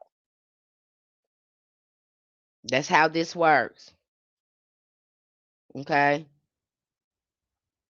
Throughout history, look, I don't want to jump ahead. The subconscious mind responds to primarily repetition and suggestion. It accepts dominant patterns as though it receives and expresses them through behavior and life experience. For this reason, the quality of thought is extremely important. Persistent negative thinking reinforces limiting patterns. If you are at constant, because when you under psychic attack, is what's going to happen. And you'll see this with a psychic attack. You experience a stream of negative thinking. And usually, if you're under the influence of negative thinking, that means your vibration is low. And so it's easier for these spirits to take control of you and keep you bound. Negativity only attracts more negativity. That's why we got to get your mind out of that. Okay? Got to get your mind out of that because whatever phase that you're in, especially when you're sick, if you're sick in your body, them spirits can see that, and they'll bring more. They will bring more sorrow, more depression in your home. It'll come in through people and everything else because they are attracted to whatever that you're holding on to. That's what you're going to attract. So we got to get you out that negative thinking so we can start drawing higher intelligence and spirits to you. Positive thinking and positive behavior patterns attract higher light beings, intelligent beings like angels, elevated ancestors. We want good spirits. We want them in our environment. So if we're thinking like that, they're going to again be attracted to you and build on top of that. Just like the negative would will attract negative, positive is going to attract positive. And you will have some contrast. When you see that contrast, that's a time for self-development. Don't give it your attention. Some of this stuff you can't engage in with people because some people will try to rage bait you just so they can steal energy. You see that on social media. They'll rage bait you. Any energy is better than no energy at all. Okay. And I've learned to, I've grown in that area. I'm like, why? Why? No, I'm not gonna rage. Go. You're not finna get none of my energy. What you finna do is get blocked. Period. I don't think give a second thought now.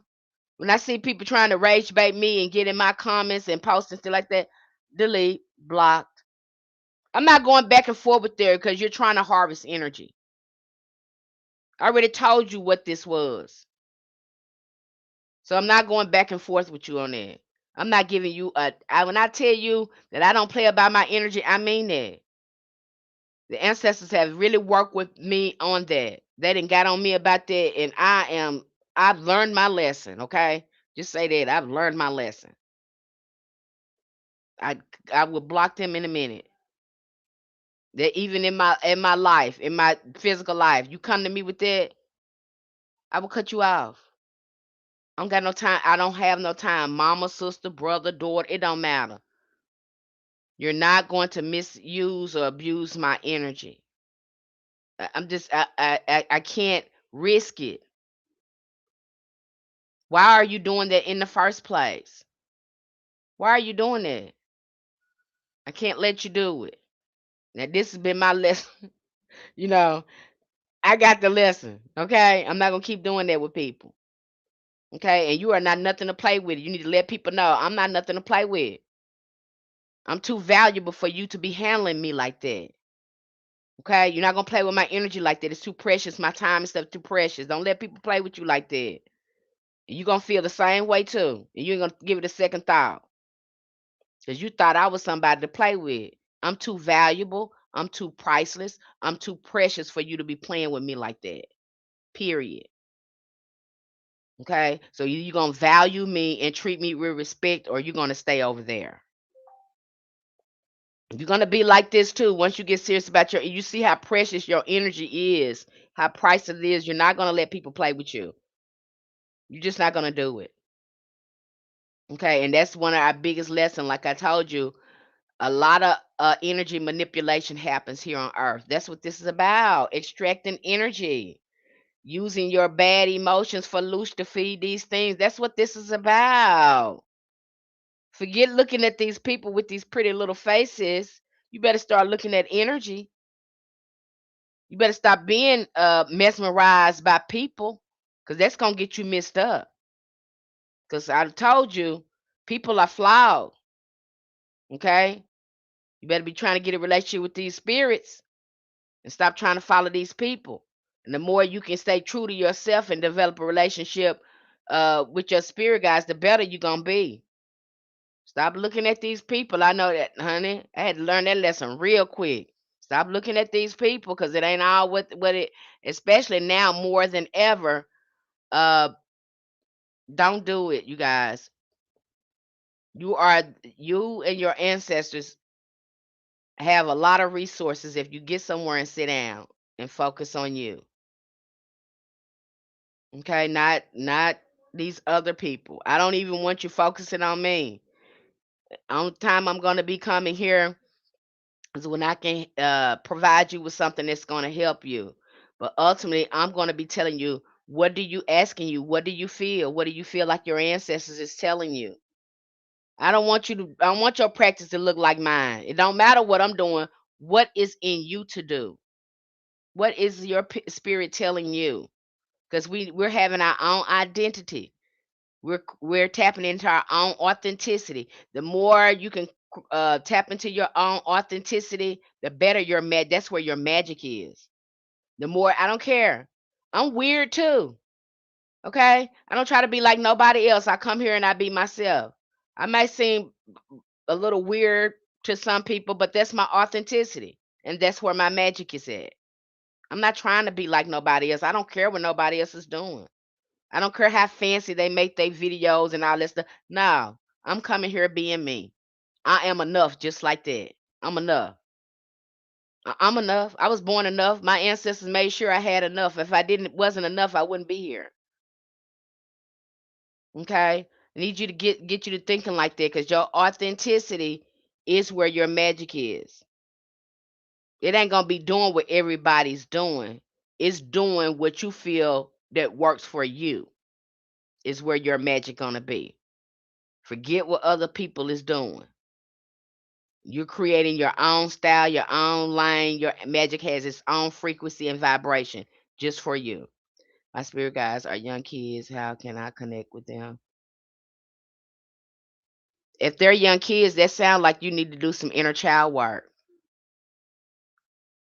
If they're young children coming to you as young children, I would invite you to go back and do some inner child work. If they're coming, I just got through doing some work around this, well, reading about this the other day. Um, I would invite you to go do some inner child work and look at yourself, review your childhood. Because the more you can play, the more you tap into magic. And that's how you have to approach this as a little child. Because basically, you're parenting yourself all over again and you're exploring this new reality that you're getting familiar with, learning what you can do, what you can't do, and looking at all the possibilities with it. So that is the best way because you don't know. No one just really taught us this.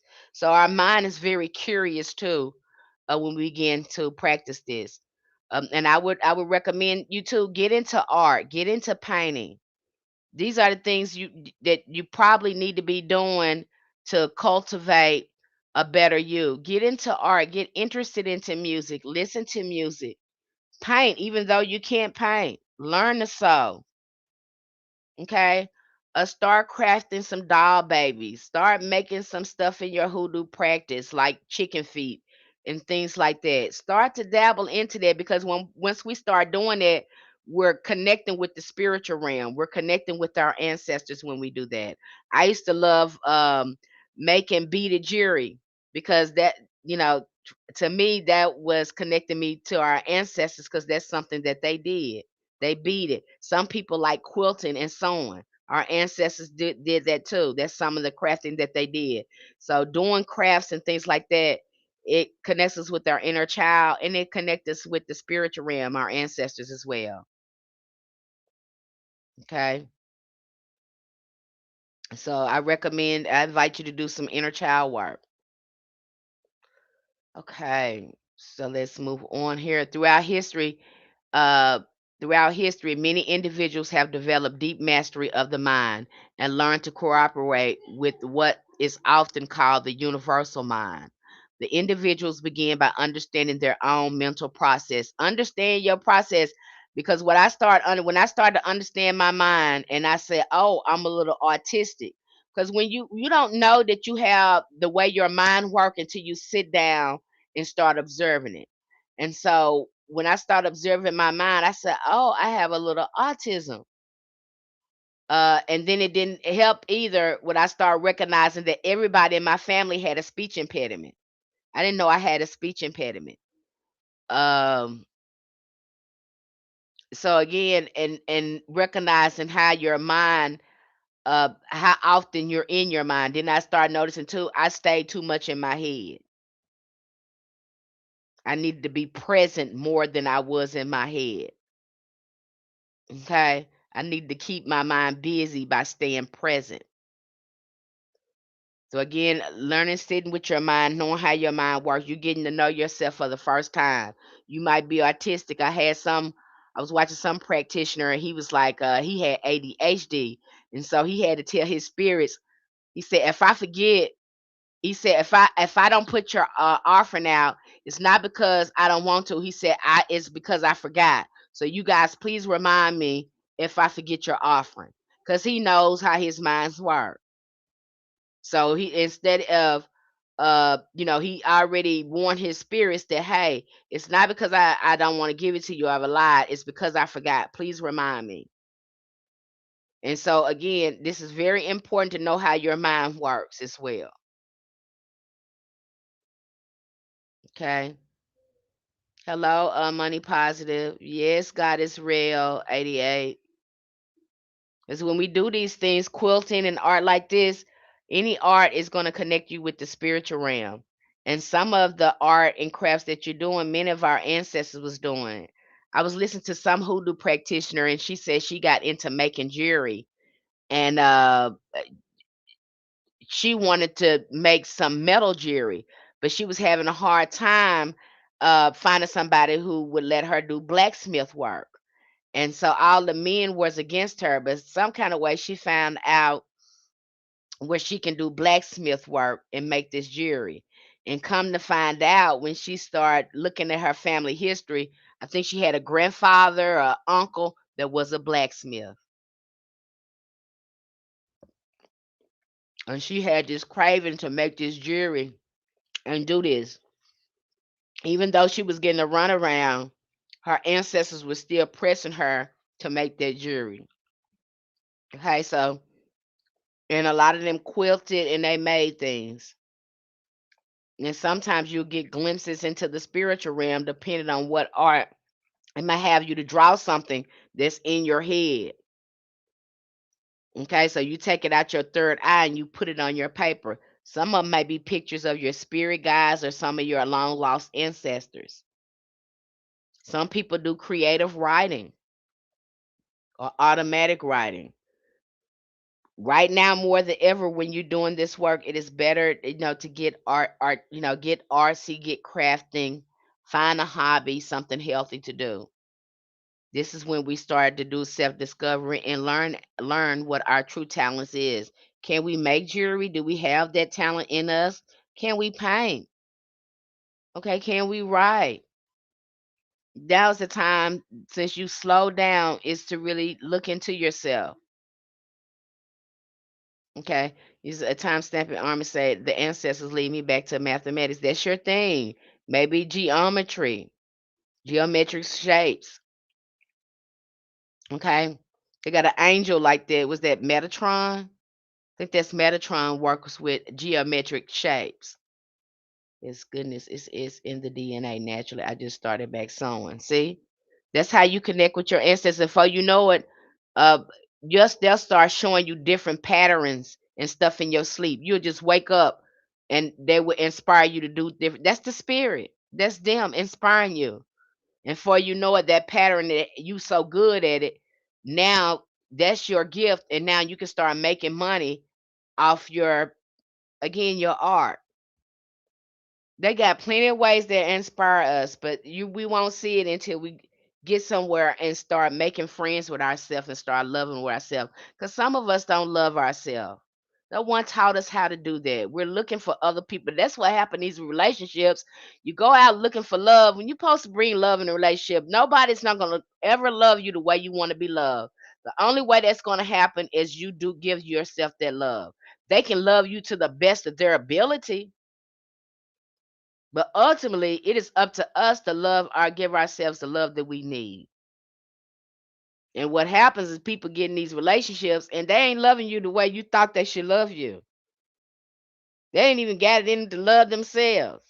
And so now you got two adult children in relationships uh that need inner child healing. That's usually what's gonna happen in relationships. I think I've outgrown them because I learned something. They're there to teach you something. You're gonna learn something in that relationship. It's gonna teach you something. It's there to show you a reflection of yourself. Okay. So when you start having problems in your relationship, start saying, what is this showing me about myself? Because what happens is both partners become mirrors to each other. And instead of working on themselves, they're pointing at each other and saying, you're the problem. But really they need to go in their corners and start doing their work, and then do some couple counseling. They need to do their individual work and then come together and see if they really want to be in a relationship and then do couples counseling. But they don't, that's not being addressed that way. So, I'm not fond of doing couples reading, because what I find is somebody don't want to do the work. Okay, one person want to do the work and the other don't. Our burden is exchange with the nature, exchange with light. Our breath is an example. When we exchange with nature, we connect with it also. Yes. Okay. So the more loving you can be with yourself, uh, be very gentle with yourself. Because some of our ancestors, they try to raise us to be strong, and so I know my parents were not soft. Cause they in their mind, they ain't raising no wimps. You better not come up in this house talking about what nobody did to you. You better be knocking us upside the head. You better be picking up something. We just didn't get enough tenderness. And I understand it, because we were in a hostile environment, so they didn't need to be raising no wimps. They were trying to raise fighters, because many of us are fighters. And that's how I was raised. Now I was raised that I know how to put my hands on you real good. You get out of place with me. That's what I know. Okay. And I look at that sometime. I'm like, I was missing so much tenderness. I was missing so much compassion. I didn't have that. We didn't have room for that in our family, because we were in survival mode. And now I try to go back and give myself that compassion. Okay. And it was just the environments, many of us, and that's why too, I see a lot of people in our community, we don't like talking about our feelings, because in our family, you couldn't, it wasn't no room for depression. What you mean you sad? What you mean we didn't have room enough to really grow really focus on emotional intelligence. We were too busy trying to survive. And so now we get a chance to really go back and give ourselves what we need. No, we're not blaming our ancestors. It's not their fault. They was just trying to protect us. They didn't want anything to happen to us. So they didn't have time to be getting all mushy and stuff with us, because they weren't living in a mushy environment. And that'll get you hurt. You know, that'll get you hurt in that environment. So that a lot of them that passed that on to us. If you were lucky to get that, great. But many of us, we wasn't lucky to get that, because many of our parents were in survival mode. And so that's what got passed on to us. So don't blame them. They were doing the best they can to keep us alive. That kept us alive, didn't it? Okay. Not being no wimps hitting them back. They was living in an environment, they had to put folks down. You already see the folks over there. They think they can say raggedy stuff to you, and ain't gonna get hit in the mouth. Okay, this man got them thinking they can say all kind of racist stuff to us, and then we hit them in the mouth. Now you surprised? Well, I hit you in your mouth. You already know I will do that. So I don't know why you thought that you can come over here and disrespect me and you couldn't get this business. Now that I know how to do very well. Our ancestors taught us how to do that very well, because they taught us how raggedy you was. So okay, you seeing it right now. And some of us, we know exactly what to do. We know how to get somebody up off us. Our ancestors taught us that. They taught us how to defend ourselves. Okay. They taught us that so well, they didn't teach us how to properly love and take care of ourselves. Not their fault. Okay. Not their fault. We're not gonna blame them. We thank them for helping us and giving us those tools to protect us and keep us safe. But now we have to learn how to give ourselves the love. Okay. Most black collar facts about being indulged. Facts about being led to indulge in sport, creativity, and geometry. Yes. Okay. So again, not their fault. We love ourselves. We're going to do the work. And we're going to ask our elevated ancestors and all the helping spirits to help us elevate. Okay. And you're going to feel better about yourself. Okay. We got to get you out of survival mode. And then you learn better resolution skills. You learn how to remove yourself from toxic situations with respect and dignity, instead of lower your vibration and frequency getting on somebody level, because we're not doing that. I don't like that either. I match energy. You better not be matching other people energy. You better not be. Not on purpose. You better not be. Okay. Because you ain't doing no messing with your frequency and your vibration. You better be getting away from there and keeping your peace. You're not gonna match vibrations. We work too hard to get in alignment to let somebody be messing with our energy. We're not doing it. We're gonna remove ourselves. We love ourselves enough to remove ourselves and not allowing people to play with us. And if you think you're gonna play with me, you're gonna be over there sitting over there by yourself looking crazy because I'm not doing it with you. You're gonna be doing it by yourself. Okay? And so again, looking at your energy, looking at how you're doing things, looking at your mind. Okay? Understanding your mental, the way you process things, the way you're feeling, why things are coming up. Okay. This inner equilibrium allows for a clear expression of intention, creativity, and purpose in life, often resulting in experiences that others may describe as miraculous or extraordinary. And you'll start having more of these experiences when you slow down and paying attention to yourself. You're going to have some aha moments.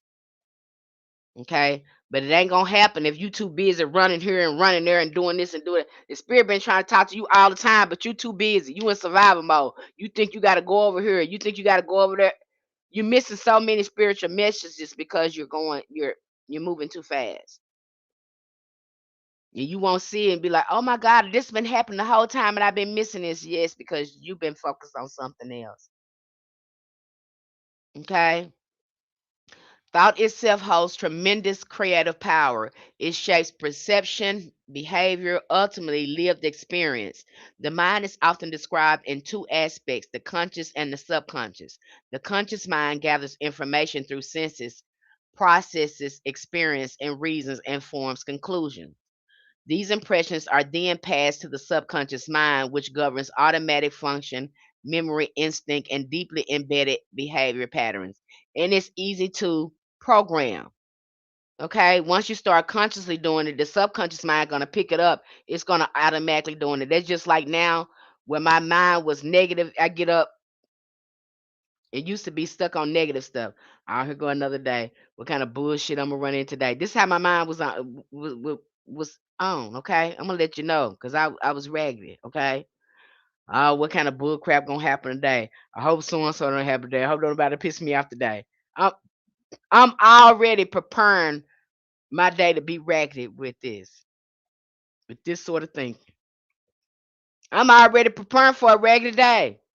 Okay. I had said, I don't like that. What the hell wrong with you? I didn't like that about my mind. I said, you know what? Now when I get up, I know I'm gonna have a good day every day. Every day I have a good day. Everything always worked out perfect for me because I'm planning my day. I'm already lying. I'm already telling the universe what my day is gonna look like. I'm already calling this energy into my space.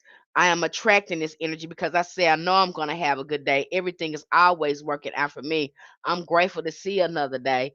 Let me think about everything that's right with me right now. I'm grateful that I got a roof over my head. I'm grateful I got some food in the refrigerator. I'm grateful I got my two legs because I just seen somebody didn't have. They didn't even have legs, honey. I'm glad I got my two arms. I start thinking again. I know it sounds stupid, you guys, but it's you're not going to know until you start paying attention to your mind. And did I know my mind was stuck on bull crap like that? No. Okay, it was a default setting. But when I caught that, that changed my life. Okay? So pay attention to your mind. It ain't gonna do you no good if you're doing a spell and you thinking about all the things that can go wrong with it, or you thinking that you gonna go to hell, or you thinking it ain't gonna do no good. And that's what I be having people come to me. You working spells, but yet you got limiting beliefs. It ain't gonna work long as you got this going on with you. You scared you gonna go to hell. You ain't got all these limits. Don't pick this up if you got all this stuff going on with you. That's why I say before you even start doing spells and stuff, you need to be healing, getting yourself together before you conjure up some stuff you can't get rid of.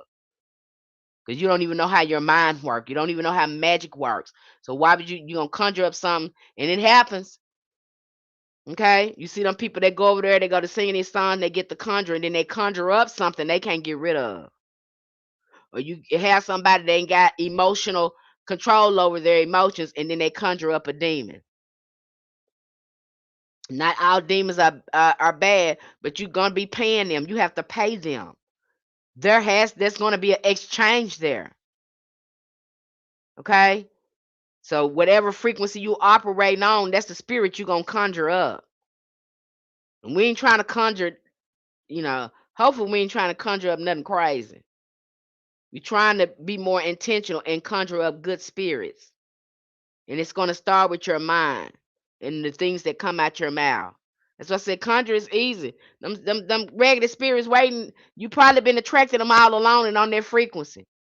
And then you go up in there with the right type of energy and the right type of thing, and here you didn't conjure something, and now it's looking, you didn't agree to something you didn't even know, because you didn't know what you was doing, and you didn't know what frequency you was operating out of. Okay, that's important. Now you got that. I just said, saying a child up here that alarmed me. That still do something to me. The look she had on her face. That girl said, I just hex everybody. And ever since I've been hexing everybody, my life been so good.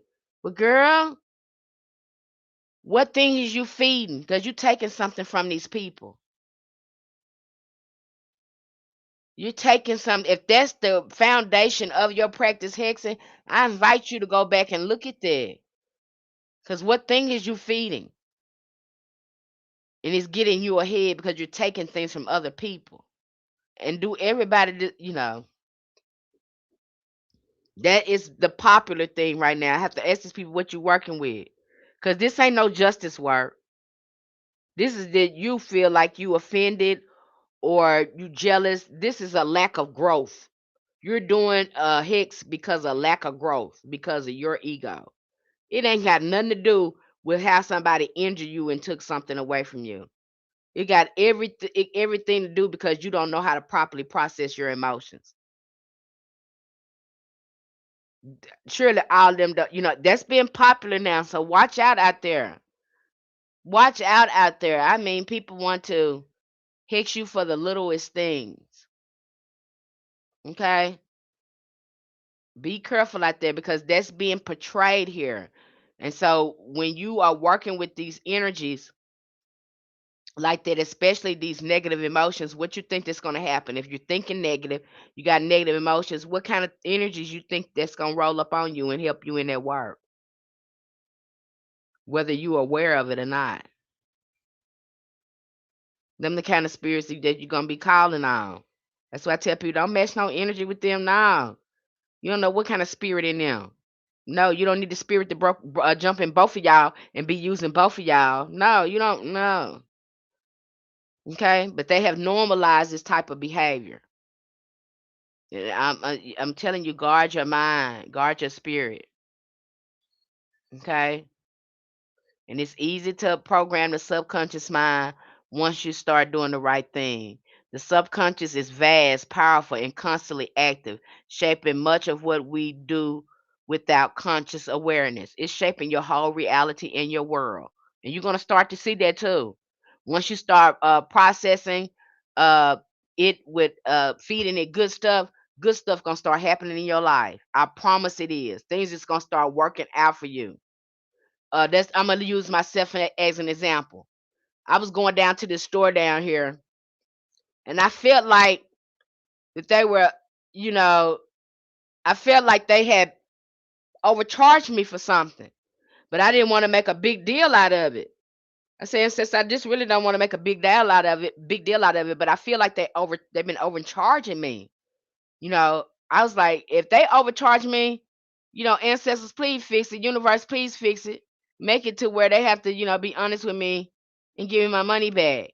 And I went down there to the store and I bought something, and the young man was just like, hold on. And he went back over the counter and he gave me back the money where he overcharged me. And I was like, what this for? He said, and we speak in different languages, so he had to type this in the translator, let me know that they had overcharged me for something. Now this I just said this. I didn't do no magic spells. I didn't do none of that. I just talked to the ancestors in the universe and said, I feel like they overcharged me. Something in my spirit is saying they overcharged me. If they did this, I don't want to act no fool or accuse nobody, but they did that. Let them correct that. But like I feel like they being overcharged me. And I went into that store. Next time I went in that store, that guy was handing me other money. He overcharged me. Okay. So you just sit back and you watch things unfold. Trust the universe. Trust your ancestors. They know what they doing. If you know when to surrender and let it go, you're gonna start to see things work out for you. I'm living proof of that. Now, the most seasoned practitioners, they're not gonna most seasoned practitioners that's in this, they don't do a lot of spells. They work a lot in conjunction with nature. If they're doing any work, they're doing ritual protocols during certain seasons. Okay. They're probably, in the fall they're planting seeds and things like that. Maybe they are calling something in and they're gonna work on it long term. But most seasoned practitioners, they don't do a lot of work. And if they're doing a lot of work, they're doing it for someone else. They're not doing a lot of work, doing a lot of frivolous spells for themselves because they're already in alignment. It's gonna work better this way. The only time you're gonna have to be doing a lot of frivolous spells is if you don't have a relationship with spirit and you're not in alignment. You're gonna just be doing a whole bunch of spells, and they just gonna be quick fixes. They're not gonna last long because it lacks because they don't have a foundation to stand on. But once you do this work, it has a foundation to stand on, and you're gonna get better results. I hope that made sense. Does that make sense? And I know what you're seeing out here. God, I don't like it. This, I don't like it. I hope what I'm saying makes sense to you. Okay. And this is the part a lot of people are skipping. But this is and if you don't understand the working mechanisms of magic and seeing how uh you are a major factor in it, then you will miss it. And then you have some people that get in here and they hoodoo work fine at first. Okay. What can I say? The ancestors will give you mercy and grace when you don't know no better. They will help you. But then you'll hit a wall after you ask for something that requires growth. Nothing is going to work. They're going to require you to grow because they're not going to give it to you until you grow.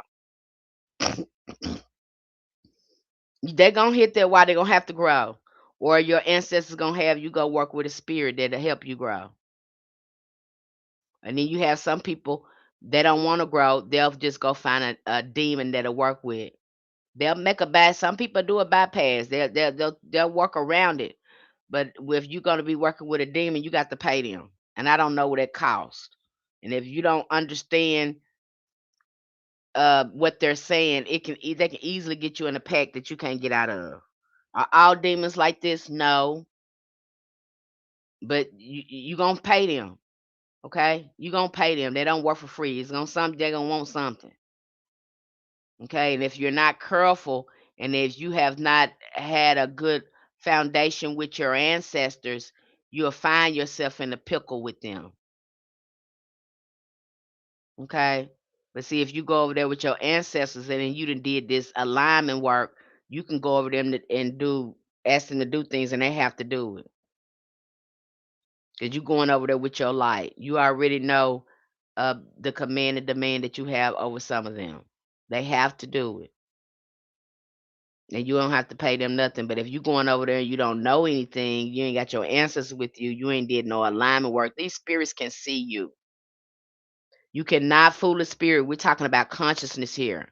That's why I say these people up here, they shucking and jiving and not doing the real work. Okay, you're gonna be exposed because you can't trick no spirit. You can't use no spirit. The hell? You're a pure consciousness. They can see that energy radiating off you. They know when you shucking and jiving, you ain't for real. You're gonna cross yourself up. Okay, so if you got that's why I see them people over there, they playing in some of these ATRs. A lot of these people they crossing themselves up. Because either way, you on can scam for so long till them spirits gonna expose you. The spirits, they care about truth. You better be truthful and be meaning what you saying. They can see when you shucking and jiving. These spirits don't, they don't care about helping you, but you better be telling the truth. You better not bring them on the regular stuff. Okay? Well, be careful out here because these people out here, they faking and all that stuff, and that stuff is gonna crumble because I'm spirit seeing you. I don't care how much copper or stones you put on, you aesthetics of it, that don't matter. I don't care what title. These spirits do not represent. They don't.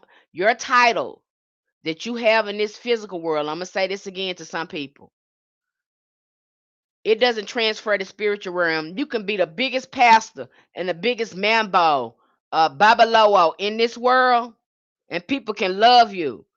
And then when you talk to them spirits in the spiritual realm, they don't know you.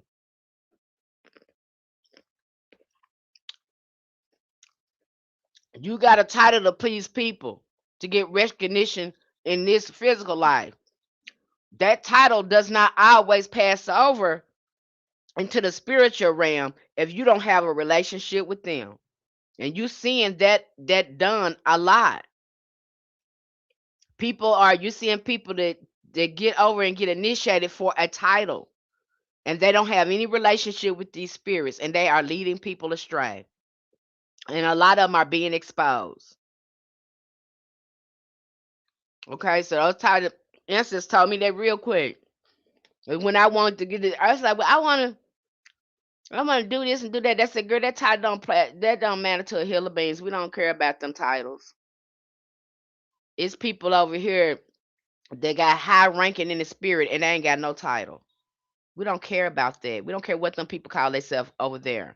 We don't know them. We don't know them. We don't even fool with them. Y'all, they're making y'all seem like they all that, but over here, no, they're not. We don't even know them people. We don't even rock with them people. So be careful, okay? Because these people, they are just going over there, paying the title to manipulate people. But if they ain't right with these spirits, a lot of these spirits ain't rocking with these people, okay? Your ancestors may have you working with your current teacher. I understand that statement, enchanted one. Okay. So again, they don't always transfer over. Don't be fooled by these titles. I mean, so I think I read that in one of them books too. It mentions that in one of our resources. It talks about these titles and getting caught in these titles and how these spirits. No, I mean it can be the biggest preacher in the world or the biggest priest or something in the world. Them spirits don't know them and ain't rocking with them like that. The only people that's recognizing them like that is the people in the physical realm, not the spiritual realm. That's why I don't care what people, they call themselves. I ask them all the time, well, how them spirits rocking with you? I don't care what you call yourself. How them spirits rocking with you though? How them spirits popping for you? You can call yourself whatever you want to. But how that work moving for you though? Do them spirits know you? I don't care what you call yourself. How's your spiritual relationship? I don't care. The proof is in the pudding. You can call yourself magnificent queen, mambo, priest. You can call yourself all that if you want to. Do them spirits call you that? Because the spirits don't call you that, and the people don't call you that on their own, then that's not your title. You name yourself that. Most of our ancestors weren't calling themselves, great hoodoo practitioner. The people call them that. And when the people call you that, the spirits have put that anointing on you. It's not what you call yourself, it's what the spirits call you and the people address you as. They're gonna tell you, you're gonna know who you are. You don't have to buy no name. People gonna be telling you what you is. You might be right, Enchanted. What you say? Your ancestors may have you working with our current teacher, chemistry. I don't know. Okay. I've learned so much from the resources. Okay. And you're gonna get it from those people that now more than ever, you guys, I don't want you to be caught up in no titles, okay? Because a lot of us are priestess and priest in our own ancestral right, okay, of our own practice. So don't be fooled by these titles, you guys. They do not transfer over to the spiritual realm. Some of these spirits don't even recognize them, don't even know them. And they can be famous in this world. And the spirits, they get no recognition. Those spirits don't move and shake and do nothing for them. It's all about appearances, which is easy now because you can go on a podcast and answer a whole bunch of stupid questions and get famous, and there you go. Oh, okay. Okay, now I understand it. Okay. Maybe so. Because I'm telling you, I'm not going to be up here. The ancestors just don't play with me like that. Okay. I can't be doing raggedy stuff. They just won't let me do it. Okay. I can't be up here shucking and jiving and lying and I can't do, they won't let me do it. I don't see why people do that. That's why I had to say, why would you do, I know your ancestors ain't told you to do that. Okay? Get somewhere and sit down and be quiet. They ain't told you to do that. I know they ain't. Okay?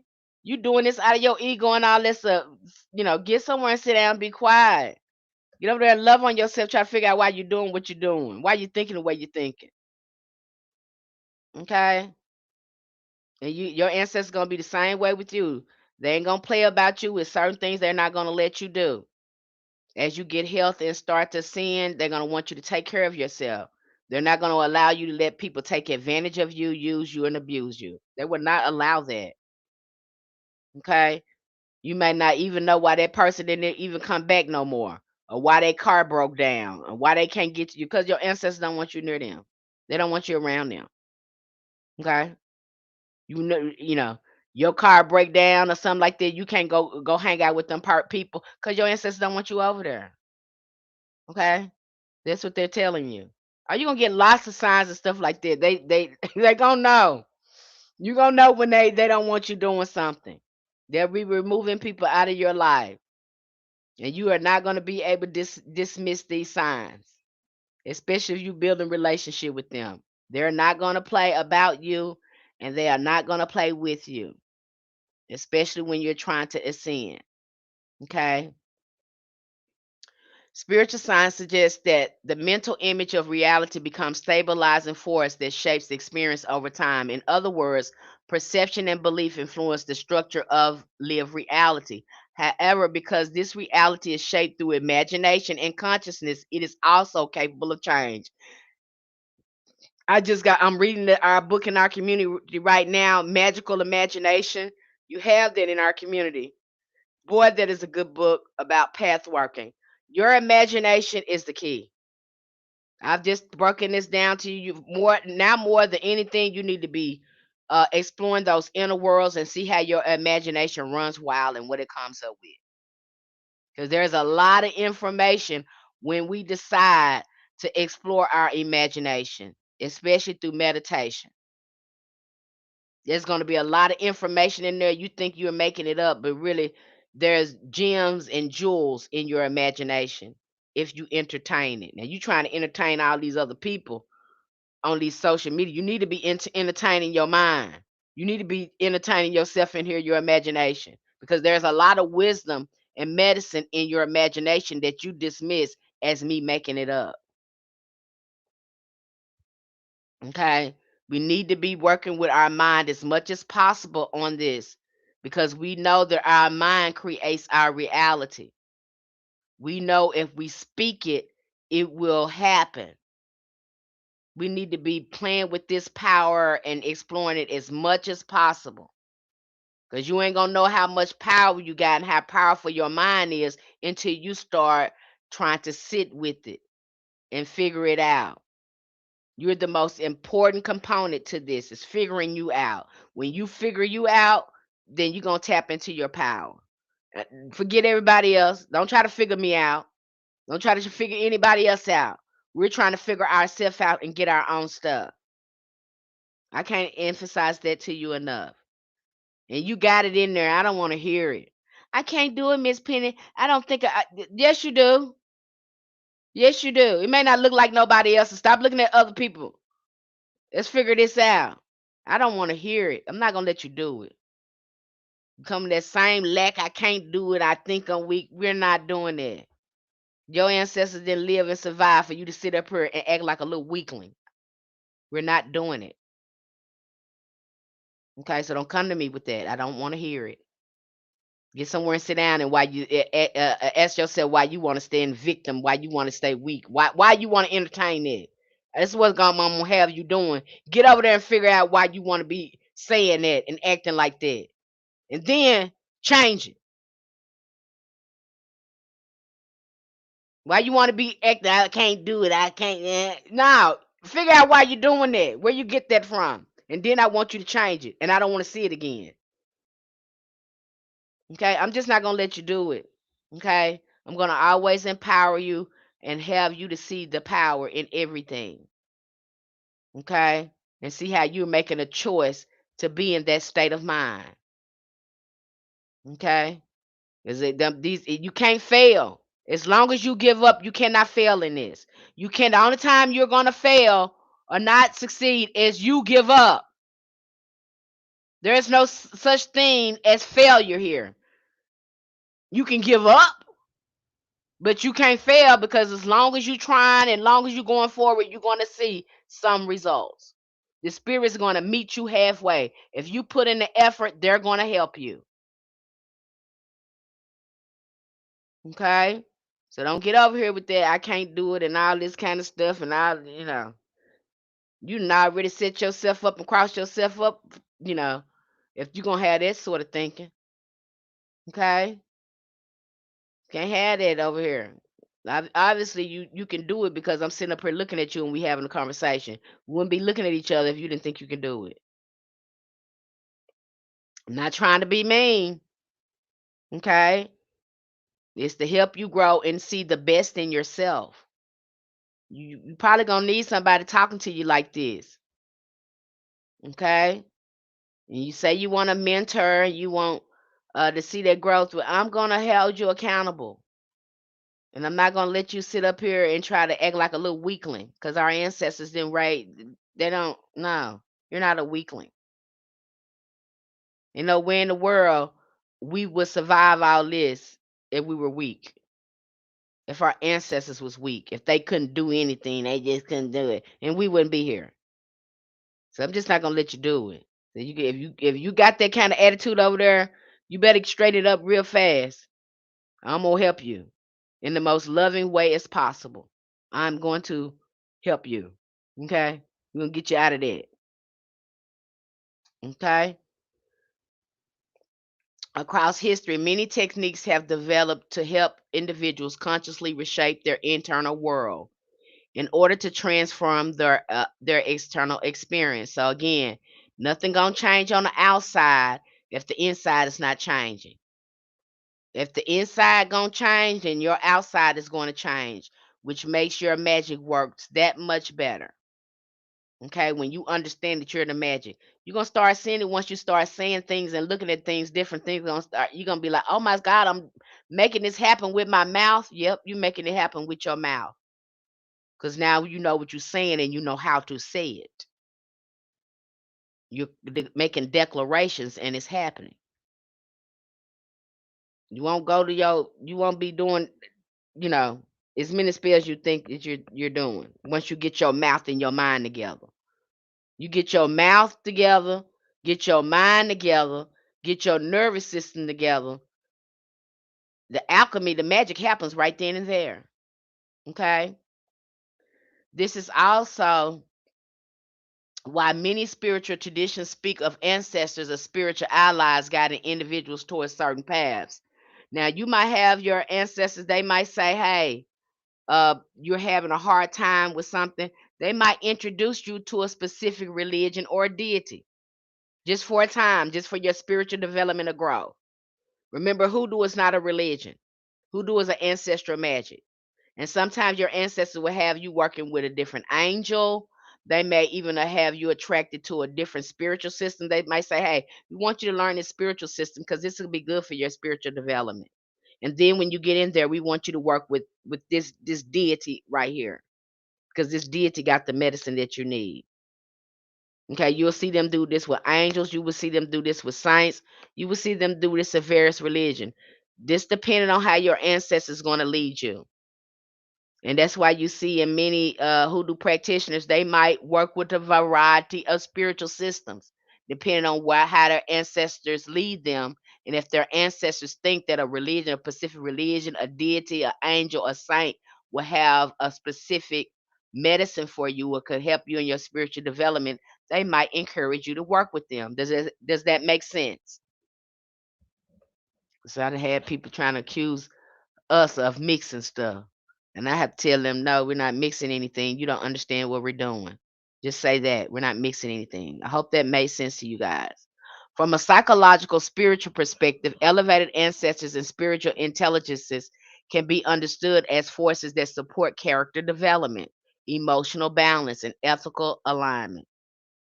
Okay? So if you asking them for anything, you asking them for money and stuff like that, or the level up your life, do know they're gonna be looking at that. Okay, it happens faster if you've already did your character development and things like that. They're pretty much open things up for you and then show you the kind of work that you'll need to do to manifest it. But if you haven't did this, they might be requiring you to do this. They might say, okay, yeah, we know that you want this, but you haven't fixed this in yourself. You haven't healed that. And so, because you haven't healed that, it's going to be difficult for you to maintain what you're asking for because you don't have those skills, attributes, or qualities. Just like people, they want to work you want to work with Oshun. Well, you don't embody in Oshun. You don't have none of that. You don't practice self-love. You don't have good boundaries. You don't put yourself first. You don't treat yourself like a goddess. You don't do any of that. So how you can't call on something if you're not embodying that. You're gonna have to heal those wounds in yourself that prevents you from embodying that energy. How you gonna call Ogun and you scared? You ain't got no courage. You're not brave. You don't want to get out your comfort zone, but you want to embody Ogun. Well, that ain't gonna happen if you can't embody that energy. So you're gonna have to work in your wounds in yourself in order to embody that energy for you to see shifts and changes that you want. You have to become Ogun. Ogun, you got to let that Ogun energy embody you. It ain't gonna happen if you scary, you ain't brave, you timid and all that, because Ogun ain't scary. Ogun got courage. Ogun brave. Ogun don't mind going head to head with you. Ain't gonna happen. You're gonna have to embody that and be healing that. How can I be more brave? Uh how can I be more brave? How can I be more courageous? How can I get out of my comfort zone? You know, those are the things you're not gonna be able to do. I had to do the same thing when I went to Archangel Zachiel, and he's over Sagittarius. He's over Jupiter. And I went to him. I said, "Hey, I need you to do this and that for me because you're the angel of abundance. You're over my zodiac sign. He told me, so I can't do nothing with you. I can't." I said, "What are you saying? I can't do nothing with you like that, with that, like that." What? I can't do nothing with you. Cause your frequency can't even reach to what I can do. So I can't work. You're gonna have to. Did I like that? No, I didn't like that. Okay. Ancestor said, well, okay, work with this angel over here first. Go work with these angels here and get your energy refined and then go back and work with him. Because he wants your frequency to be at a certain level to be able for you to see these shifts and changes. And you have some angels like that. You won't be able to vibe with certain angels if your frequency is there, you got too many wounds or something you need to heal. Don't take it personal. It just means that you have to work to get to that frequency. And that will happen. Okay. You know, you'll have different spirits that on different frequencies that you can work with. And you might have to work on yourself to be able to reach that frequency or vibration to work with some spirits. That happens. Okay, not your fault, but it's very doable if you're willing to do the work. Things happen quickly. If you're the type that I don't want to do that now, you're stagnating yourself. But when these spirits see that if they see that you're willing to do the work, you see more progress like that. They'll speed up your progress. What you thought that's going to take weeks to see changes in yourself, it might take a couple of days, and you start seeing shifts and changes in yourself. Okay, this all works together, you guys. I hope I haven't lost anyone. Okay. As a person evolves, their behavior begins to reflect a more refined conscious one that they may be described as priestly, saintly, spiritually awakened. This is a natural outcome of sustained inner work and alignment. You'll start seeing a different way you approach yourself, the way you talk. People may see a difference in your talking. Okay, the way you approach things, your speech may change, the way you process things. You'll start seeing difference in yourself. I've even had my family member when I started making shifts and changes. They said, you know, I don't know what to say around you because but don't be raggedy with me, and you won't have to worry about me so assertive. Okay, and I've had people too. They will see something peculiar on you. And I think the first time I realized that is when I was living in North Little Rock, and it tripped me out. Even the older people was calling me Miss Penny. And I was like, why? Why are y'all, I didn't tell them to call me this. And I was like, why do y'all call me that? They said, because you act like an old person, an old wise person.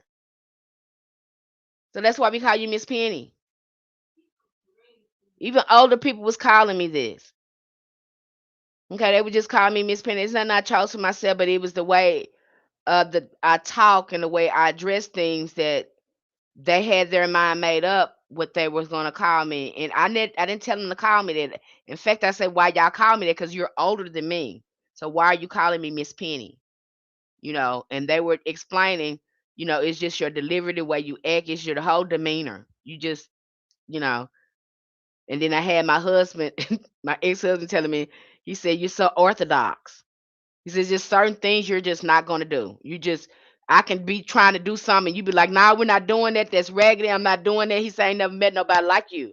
You just ain't gonna do it. There's certain things that you ain't gonna do. And I didn't understand that. He said, you're so orthodox. You just, you know, I'm just like, you trying to say I'm bad? No, we're not gonna do raggedy stuff. I'm gonna move against raggedy stuff. I'm not gonna do that up in here. So you'll start to see your thinking change, your speech change, and you'll people to start seeing you in a different light.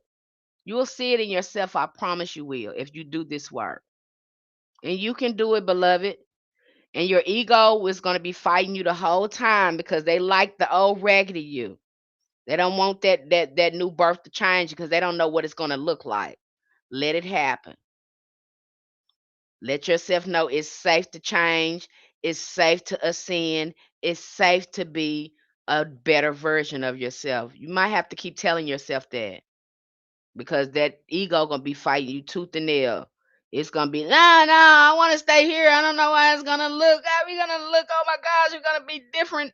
It's gonna fight you. And you're gonna have to tell yourself it's okay. We're gonna be a better us. And you might have to, and it might sound stupid. Okay. I know it might sound stupid, but you're gonna catch yourself telling yourself that. You're gonna catch yourself, and it's okay to tell yourself that because you're gonna have to convince yourself that it's okay to grow, it's okay to change, it's okay to ascend, it's okay to be better. Okay, so be very patient with yourself. Visualization plays a powerful role in this process. The mind responds to imagined experiences in ways that are similar to real ones, strengthening your neural pathways associated with the thought. When visualization is combined with emotion, it impacts become even stronger as emotion activates deeper cognitive neurological engagement. This is why emotionally charged visualization is often used as tools for transformation. See yourself as the newest version of yourself. Imagine yourself being a better version of yourself. Imagine yourself how you would be when you again master your practice. Start seeing yourself like that. Okay, start imagining yourself being better, uh, mastering your practice, mastering talking to you. Start seeing that for yourself. Okay, start imagining and seeing it for yourself, and you will begin to live it.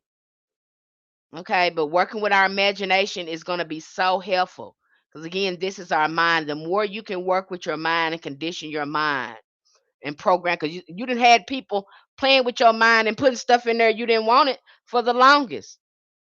So why wouldn't you want to put things in there that need to be put in there to help you? Because you got people programming your mind without your permission with raggedy stuff. Okay, I don't even want to get on this song with this spin that thing. Okay, they didn't put that song out. Some women listen to that song and they didn't rob a place and took a whole bunch of purses and then posted the video of them, just stealing these purses, and the police come right to the house and arrest the women. And you done made this song spin that, and here these women is, they boosters or whatever. They think it's cool. They gonna play it on social media. And they got hundreds of thousands of views, and the police pulled up in their house, and now they spending it all right. They're spending it in jail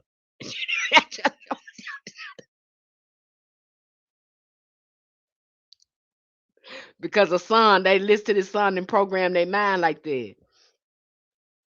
Okay, you got to be careful what you're listening to, what you're putting into your spirit. And yes, just you're gonna have to guard your mind just that tough because it's easy to program the subconscious mind, and you're not gonna see that until you have to throw out all that old stuff and reprogram your mind. Uh you're gonna be very cautious about where you're going and what you listen to. Once you see how easy it is to reprogram yourself and how fragile your mind really is, you're gonna guard it. Okay, you're gonna guard it. Okay, you're gonna watch the songs that you sing. You're gonna what because again, these songs are chants. They program in your mind. You're gonna be very intentional about what you entertain and what you download in your mind. And see, I'm very intentional about that. My mind go to acting crazy. I said, I'm putting on some gospel music. I think the one that did it for me, "Stay Encouraged" by Shirley Moffatt. I think that's her name. And I put that song on, and I just tap into my magic. It's certain gospel songs that connects me with the spiritual realm. And I feel like I'm getting disconnected. I don't like the way this going. I'm finna start lighting incense and playing some music because I know spirits attract music attracts spirits. You want to get spirits' attention real quick? Start playing some high vibrational music. You want to shift the energy in your home real quick? Start playing some high vibrational music, burning incense, lowering the lights, and burning some candles. That's gonna shift the whole mood in there. Okay, you got to use all your spiritual ammunition to guard your mind. You ain't gonna know it until you try to reprogram yourself. Okay, and we trying to get as around as many good spirits and elevated ancestors as possible. Okay, so you have to keep yourself guarded. You're gonna be guarding yourself, your mind. You have to guard it. Okay, because these people, you born in spiritual warfare, it's a war on your mind. And then the thing about it with the music, well, y'all act like the music ain't raggedy, like that they didn't meet at Clive Davis' house and told these rappers that make raggedy music so they can have people to put in jail. The people done already told you that. So why is it surprising you this girl got raggedy stuff coming out her mouth? Cause she paying into the system. That's what they want to promote. They want to promote that so they can lock more people up. The folks and I already told, the rappers and I already told you that. So why listen to the stuff and you know that they not already made up in their mind they're gonna put poison in the music so they can poison the people. They told you this. It ain't like you don't know this. Okay, it ain't like you don't know. You know what they're doing. So they not let you know you need to guard your mind. Some of these rappers don't even let their kids listen to the music because they know it's poison. They don't even want to some of these rap songs and sing these songs around their kids because they know that the music is poison. They not already told you that. So, I don't, believe them when they tell you this. Okay? Believe them when they tell you that. If you don't want to be raggedy and stuff, don't listen to it. Cause you're downloading that stuff into your spirit. And and most of our spirits got a spiritual deficiency. That's why we walking around here disconnected, following people. We're confused. We think we can't do it because you have a spiritual deficiency. You need to get over there and start feeding your spirit, putting the right things in it, building yourself up, loving on yourself, empowering yourself. That's what's going on there. Especially when you think somebody better than you, or they look better than you, or you jealous of somebody. You jealous of somebody because you don't know what you got. If you knew what you had on the inside of you, you wouldn't be jealous of nobody. You think they better than you because you don't know what you got on. Everybody got their own gifts and talents. The only reason why you gonna be jealous because you don't know what you got on the inside of you. And now you trying to take their stuff because you don't know what you got on the inside of you. That's the only reason why you're gonna be jealous.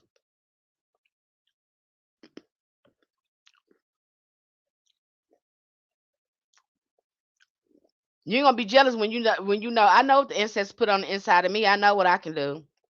Yeah, they can do this, but I got my own talents too, and they work pretty good for me.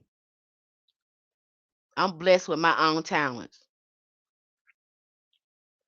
And I can do anything I can put my mind to as long as I tell my ancestors they'll help me. And if you jealous of somebody too, that's where you need to grow it. Don't be jealous. Don't be trying to destiny swap. Get somewhere and try to elevate. That's what you do. Let's let you know where you lacking at, where you procrastinate at. They're a reminder of the work that you need to do. Let it be that to you. Not be trying to, do all kind of bad stuff to folks. Let it remind you of the work that you have to do. Okay? So again, the more you can get control over your mind, begin to do visualization, which we talked about there in our community. I talked about path working. A lot of people is not talking about that. I think I talked to one other person and they were seeing it in their practice too. I got a point in my practice, which I do all the time now. You're gonna see a lot of shamanic elements, whether that looks like trance work or scrying or meditation. Okay, but you're gonna do some more like shamanic work in this practice. I don't know why people don't talk about it. I'm suspicious when they don't talk about it too. You're not meditating. You're not doing any trance work. I'm suspicious when I see people talk about spells up here and no ain't talked about no ancestors, but they steady showing spells. None of that is gonna work without the ancestors. So I don't know how you're talking about this and you ain't tell people they need to go talk to their ancestors and see if it's okay with their ancestors. You just volunteered to show them a spell.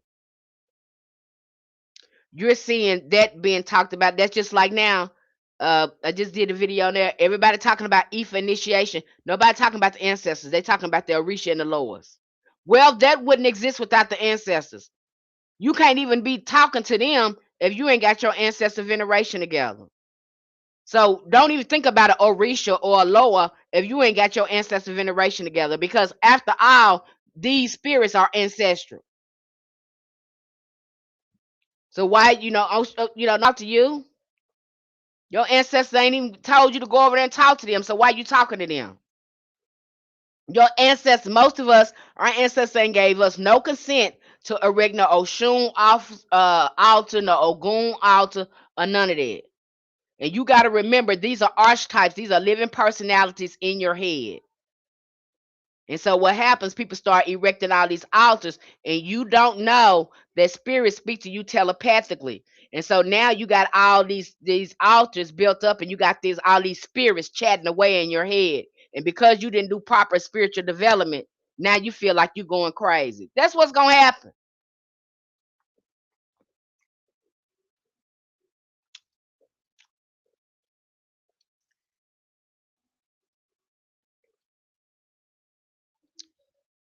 That's what's gonna happen there. When people try to go too fast and they think they can erect this altar and that altar, remember these spirits speak telepathically. And if you haven't did the proper work, the shadow work and all that, that's probably going to end in psychosis. Especially if you haven't did the shadow work, you're not embodying any of this energy. These are the things you need to think about. This is why your mind needs to be together. Because many of the time these spirits are going to be speaking to you telepathically, and they will have an impact on your emotions. They're doing it right now. You're just not aware of it. You got spirits using you right now for all types of raggedy stuff. And because you don't have any control over your mind emotions, you think it's you. You ain't ask yourself for a moment, why I'm on the bad whack, why I want to hate them too, because they ain't did nothing to me. I'm just hating them because everybody else hating them. I haven't made my own independent choice on why I'm doing this. I'm doing it because everybody else is doing it. Think about that. It's just like them people that's controlling that men with the pamper. Y'all, you don't know you acting like that because them spirits in you. Okay, y'all feel like y'all can say any kind of raggedy stuff, and then when we give y'all a beautiful three-piece in your mouth, now you shocked. Well, you knew this was gonna happen. Okay, don't you letting these spirits influence you and make you think that there's no repercussions. Yes, repercussions. And all of y'all doing the same thing. It's like the same spirit in different people. It's the same spirit in different people. That's how you know it's a. That's how you know it's spirits working through people, because it's they do the same stuff through different people. They ain't gonna always be with no horns and all that stuff. No, why would they do that? And they can simply feed off you. They gain more energy by staying invisible. Okay, so keep that in mind. Thought is used as a tool for entering deeper levels of consciousness and shaping personal reality. By forming clear mental images of desired outcomes and infusing them with emotion and intention, individuals can actively participate in the creation of their own lived experience. You can do it.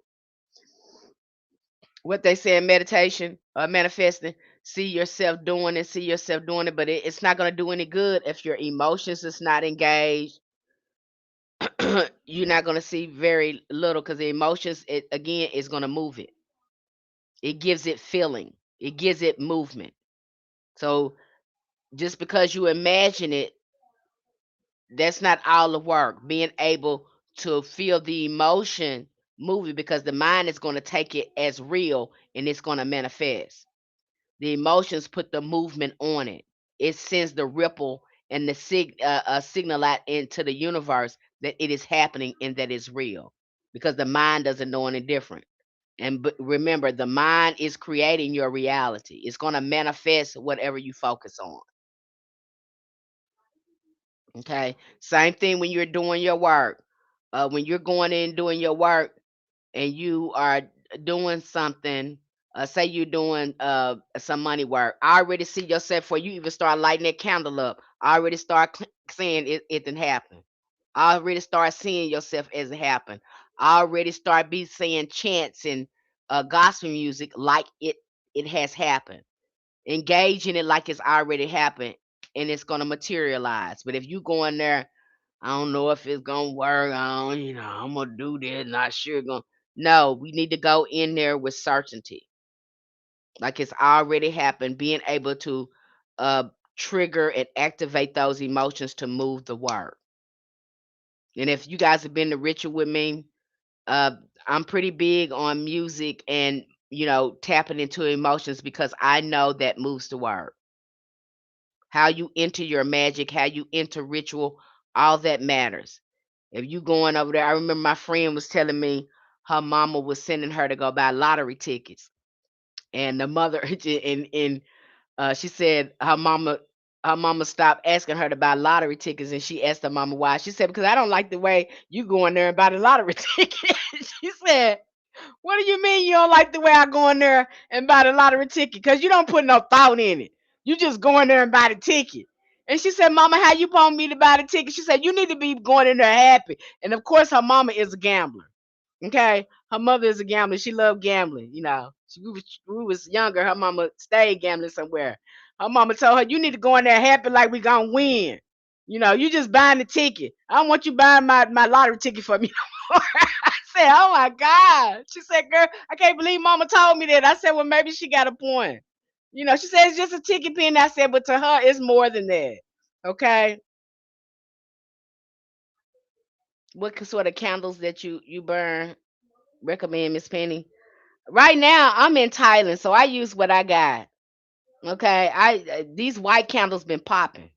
Okay, these white candles been popping. I've been using what I got, and honey, you didn't know, honey. I've been using simple stuff like sugar, water, salt, pepper.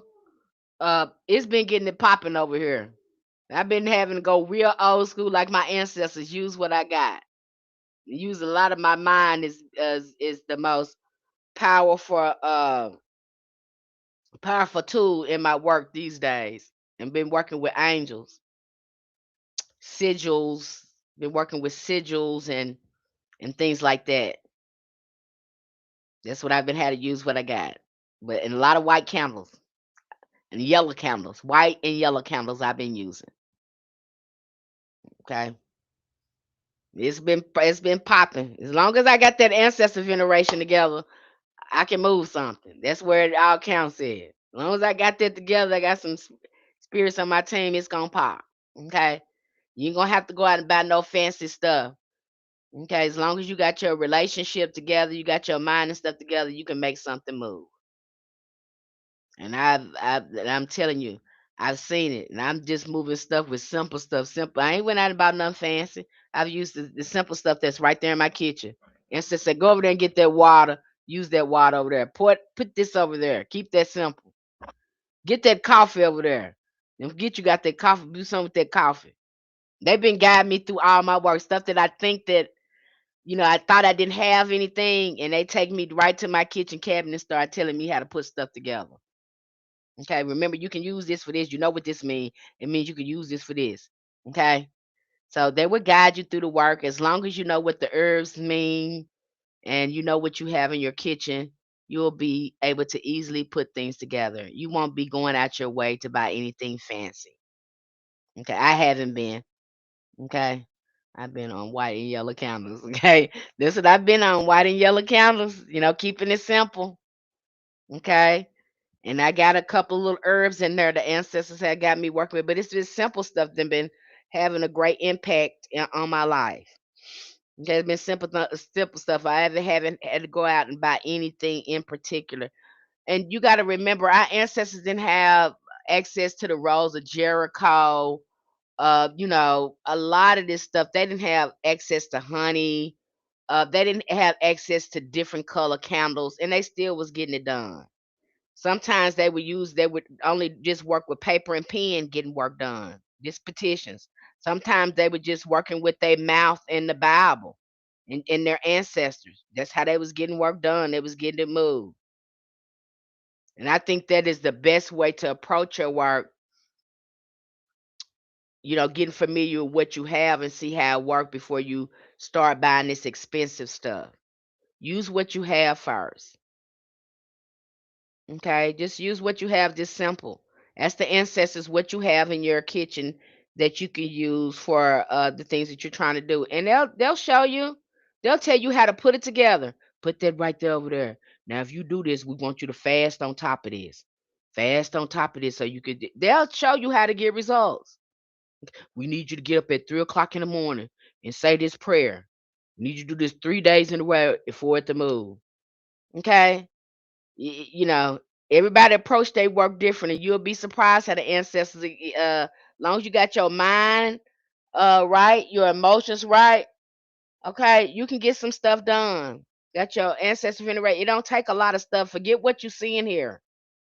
I have did some powerful work with simple stuff the ancestors showed me. I did powerful work with just some sugar and a white candle.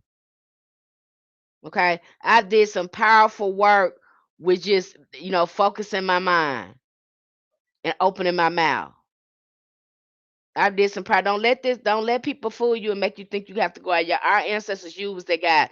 And in fact, when your ancestors lead you to do it and it's simple, it's gonna be the most powerful. It ain't gonna be nothing complex. It's gonna be the most simplest thing, but it's gonna be powerful. Trust me. Your crayons make candles. It's gonna be powerful. So don't think you gotta go out. Don't be fooled by all this fancy stuff out here. Because our ancestors didn't have that. If you ask your ancestors, you tell them what you got going on, and you go to your kitchen, they're gonna have you putting stuff together. You're gonna be like, oh my God, I can use this for this. They're gonna say, yeah, but we need you to put it together like this. We want you to use it like this. And we want you to say this Psalms, or we want you to say this specific prayer over it when you get ready to do it. And it'll work. Okay? Go by what they teaching you, not what these people showing you. Because what the ancestors gonna show you is gonna work every time. It's gonna work every time. Now, what these people show you, it may or may not work because your ancestors didn't show that to you. But if you go to your ancestors and you have them to guide you and tell you what to do, it's gonna work every time. Every time. And it's gonna be something you ain't never seen nobody do. It ain't gonna look like nobody else. It's gonna trip you out and it's gonna work. And I have said that's an ancestor. I ain't seen nobody with nobody else do this. Well, they said we don't care what you're saying. You the one say you need help. You want our help. We don't know want your help. Do like we asked you to do. It's gonna work. I stop questioning them too and just do it. Okay, they know what they doing. They don't need you need their help. They don't need yours. You the one asking for their help. They know what they doing. Okay, you need their wisdom and guidance. They know what they're doing, and I don't expect that the stuff they show you to look like nobody else, because they smarter than the people that you trying to look at. They smarter than them. Remember, okay.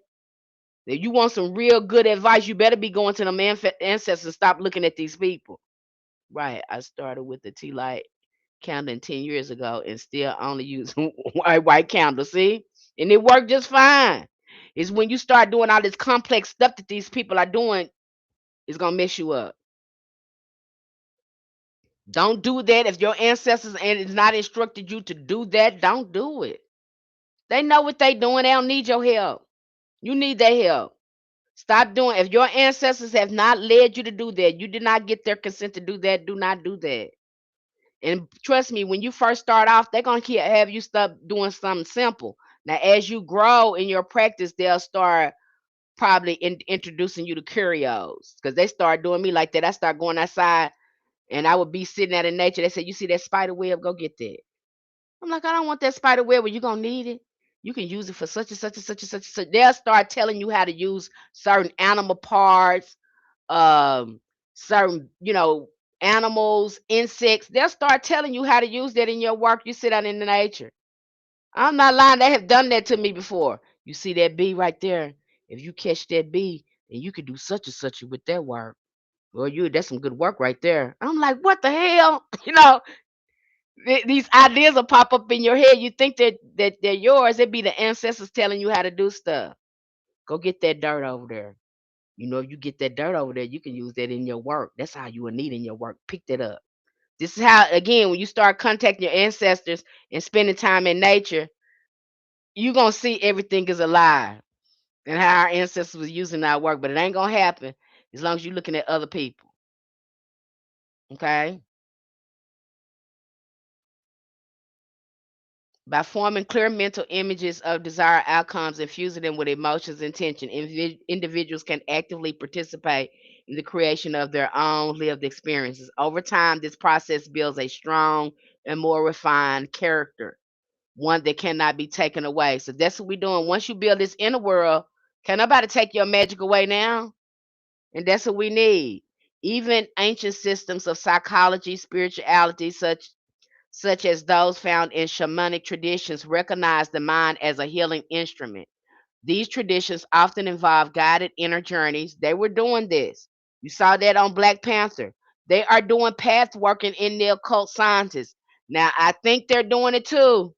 I think this is the part that they don't show doing the Ifa and voodoo ceremonies, but you can't tell me that they're not doing path work and that they're going in different dimensions. Another book we got in our community by what's his name, Maladoma Some, and he talks about rituals and how in their ancestral veneration practice they go into other realms and visit the realm of the ancestors. We got that in one of our books. That's why I think that's one of the mysteries that they have in voodoo that they don't disclose to us. But they're definitely going into alternate realities through meditation, and they're accessing those inner worlds. That's definitely happening. That's where a lot of the South's at. Okay. And I know for a fact that is how I connect with my ancestors. I'm doing some type of visualization meditation to connect with my ancestors. Matter of fact, in any mediumship, when you learn a mediumship, that's what they recommend you start doing when you start contacting spirits. Is doing it through your mind and using your imagination. And you think your imagination is making it up. But once you start using your imagination, it's going to act as your third eye in relaying information to you. Imagination is the activity of the third eye. It's helping you see in the spirit realm. Your imagination is where that's why y'all love story time. You love story time because the minute somebody start telling you a story, the first thing you start doing is imagining like you was already there. It know what it's doing. You just won't play with it. That's how a lot of these occultists and all this stuff, that's how their magic is so powerful. Okay, because they imagine it. They imagine it first. They might even put out a movie or something first before it happens. You see how they do that? The same thing what they did with this man. They wrote all them cartoons where he was president. And what happened? He became president. But they had to put that in our mind first. They had to imagine it first and see how it became true. You can do the same thing with you. You can write down something in your life. Imagine how you want your life to be. Just imagine. Okay, and you'll be surprised how correct your imagination is. I have went into a meditation with some spirits, and I asked them a certain question that I can have no answer to, and I get an answer back, and I'm thinking it's just my imagination, and I go to look it up, and it's completely right. Okay, but you're not going to know this if you're not getting to know your mind. Nobody else is more important than you and your mind. Okay. These traditions often had, again, they're guiding someone through any journeys. We covered this, and we have plenty of resources that talked about this. Okay, altered states of consciousness to explore psychological and spiritual imbalances. Modern psychology echoes many of these ideas, particularly in understanding shadow integration, trauma healing, and development of balanced sight. So the possibilities are endless. You're seeing people doing past life regression with this creative meditation, visualization. You're able to go back and heal your inner child and rechange the scenes and how you responded to things. Again, the mind is going to be real to the mind. Okay. So again, when you the more that you can figure out your mind and regulate your nervous system, the better it's going to be. The slower you go with this, the better it's going to be. Okay? You may think that you're not making progress. I want to invite you, when you start doing that, I want you to sit down and write all the work you have done. When you think that, oh, I'm not making progress, I'm not doing better than so and so. No, yes, you are. Sit down and write down all the things you have done. Okay, so to remind yourself you are doing the work. Your journey is not going to look like anybody else's. Let's look at the progress we have made. Okay, let's look at the progress we have made. You want vision. I think what does it for me, because when I start reading books, I instantly start visualizing. If you can read descriptive books that, there's a lot of adjectives in there that's just real descriptive, that is going to help your imagination. If you can look at a whole bunch of beautiful pictures and images, that can help you build your inner landscape. And sometimes if we just sit and listen to music, sometime that'll open up the mind's imagination as well. Sometimes music open up our imagination, and it has us looking at things, creating inner worlds. Okay? But play with your imagination and see what happens. See what it comes up with. Okay? The inner world operates like a garden. Thoughts are seeds. Okay? You more you water them, this better as it grow. You're gonna tell yourself, I love myself. I know I can do this work. I can do all things through my ancestors that strengthen me. They strengthen you. Through them, you can do all things through them. Okay? So again, watering those seeds, watering the things you put in your mind, no matter how ridiculous it may sound.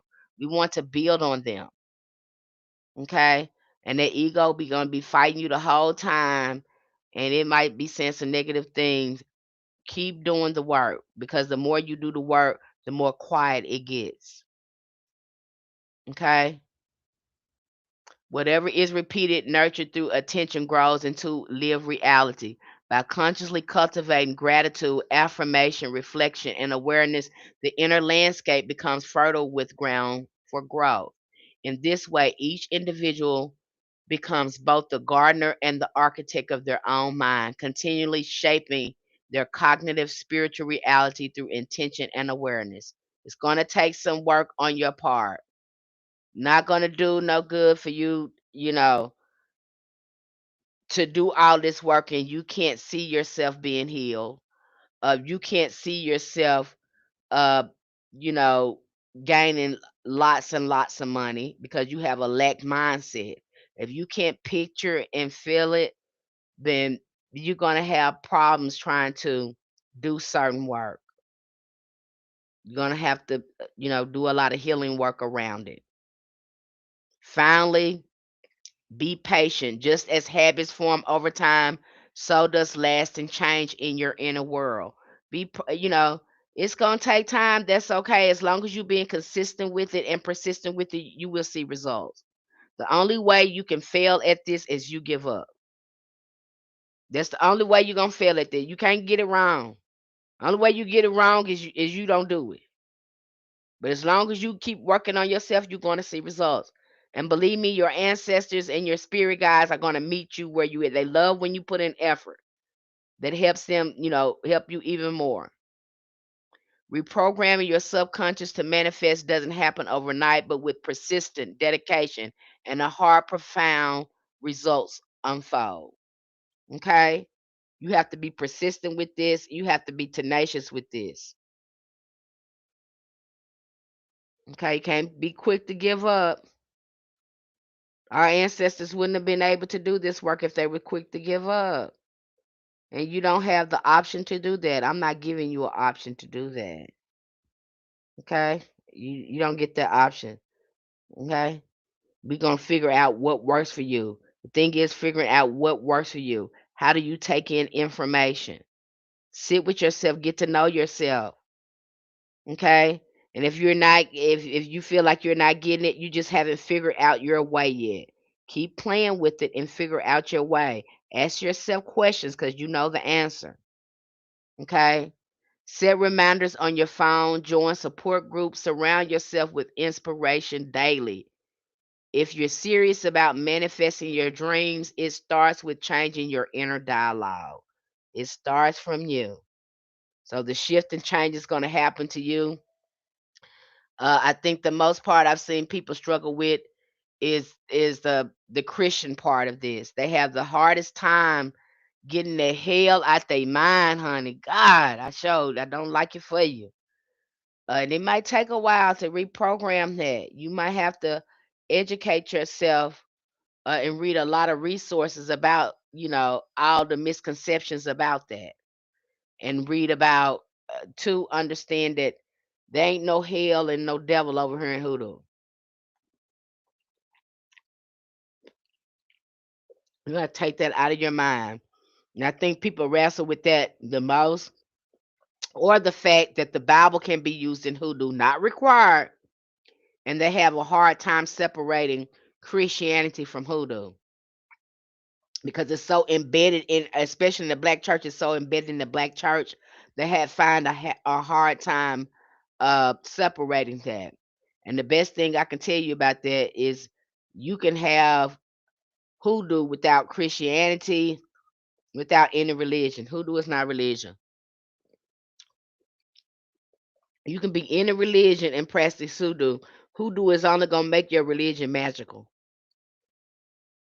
It's gonna find the magic in your religion. Your ancestors gonna look through there and find the magic in there. You're gonna be doing magic, making it better. Okay. So I hope this gave y'all some insight on how it works. I hope this empowered you, encouraged you, and let you know that you're doing a lot of this work simultaneously. So if you think, oh, I got to get all this done, where you're doing it all. Once you start the shadow work and you start the work, all these things simultaneously begin to happen. If you're really true about your work, you're going to be doing the spiritual baths. You're going to be doing work on yourself. It's going to simultaneously happen if you're serious about your work. Okay, so don't get overwhelmed and think you have to do all this. We're integrating this. And once we start doing the work and starting to heal ourselves, we come into magic and these things simultaneously begin to happen to us. So it won't seem like a lot of work once you start doing the work. Okay, so don't get overwhelmed by that. And the slower you go, the better you are. The more you rest, because I want your nervous system to feel calm and safe, the better you're going to be. I don't know why I was sent this live as a suggestion, but let me tell y'all, I'm from Louisiana and was raised in voodoo.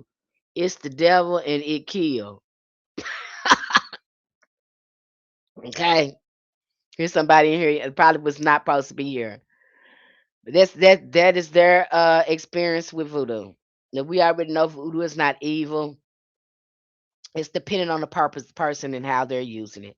So now you got to ask who is using it and why they're using it, the reason they were using it. The Christianity kills too. Christianity got the devil up in there and it's killing people too. Matter of fact, they over there dropping bombs and killing innocent people over there in Iran. And these people are Christian. Christians and killed a whole bunch of people. They probably killed more Christians than a Christian killed more people than voodoo have. So I mean, be logical about this. Christianity had our ancestors swinging from trees and being burnt up. Come on now, let's just be real. Now, if you're gonna say that about voodoo, say that about Christian too. Have you come to that realization with Christianity? I mean, they sit there and drop bombs on those kids in that school. This is a Christian nation. So again, you probably need to get somewhere and sit down and think about what you're saying. Who's did the most murdering in the name of Jesus? And these people, they unalive people in the name of Jesus. You got Christian people think they can put their hands on people if because they doing it in the name of Jesus. Come on now.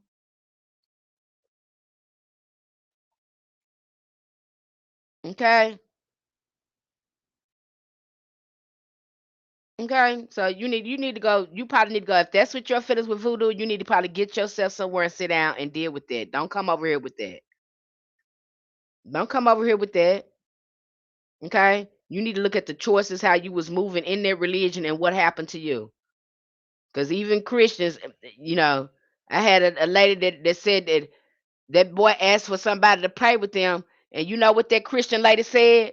That Christian, this how someone pray. She said, "I pray that your demons send you back to God. I pray that your demons torment you and show you." This was a Christian lady calling on demons, not angels.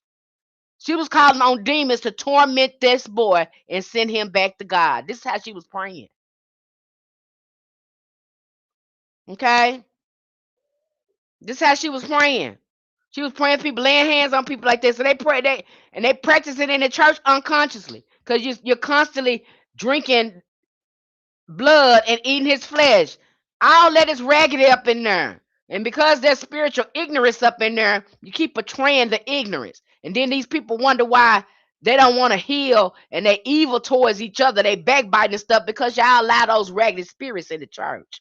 You allow them to inhabit you. And then when it's time to take accountability, you blame it on the devil instead of trying to fix all this raggedy stuff inside you. The devil wouldn't have no reign if you would heal these wounds on the inside of you. The only way he's getting reign is that you won't have no control over your mind, your body, your spirit.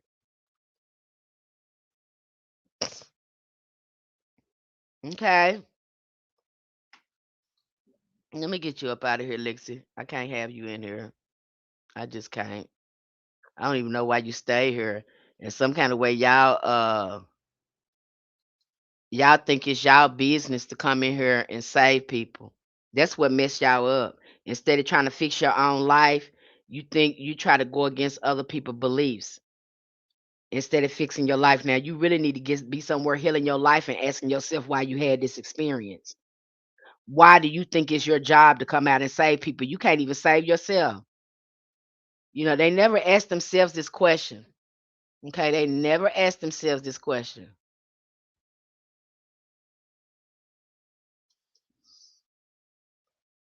Okay, they never ask themselves. I blocked her. They get radical, they do, because that makes sense because of the trauma.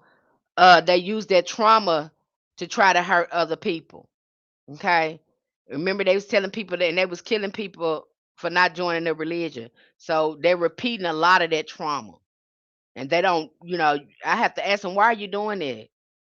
Because God wants you to have peace and all that. They don't want you, it don't make sense for you doing that. How's that? You need to be focused on you and how this showing up for you. It's not your job. God, didn't you say this Jesus already died for you? Well, why you in other people's business? If he already died for you, then you live like he died for you and save you. Okay? Stop preaching hell and all damnation. Y'all the only person that do that. The Hindus don't do that. The Buddhists don't do that. Don't no other religion do that but y'all. And you are the most raggedest religion on the planet, quite frankly. Because you go right by and start dropping bombs and stuff on people, justifying why you can do hurtful stuff to people. That's what you do. Think you can judge people and point fingers and all this kind of stuff. When you know your life is raggedy. You won't even heal and do the stuff you're supposed to be doing in your life because you're too busy pointing fingers.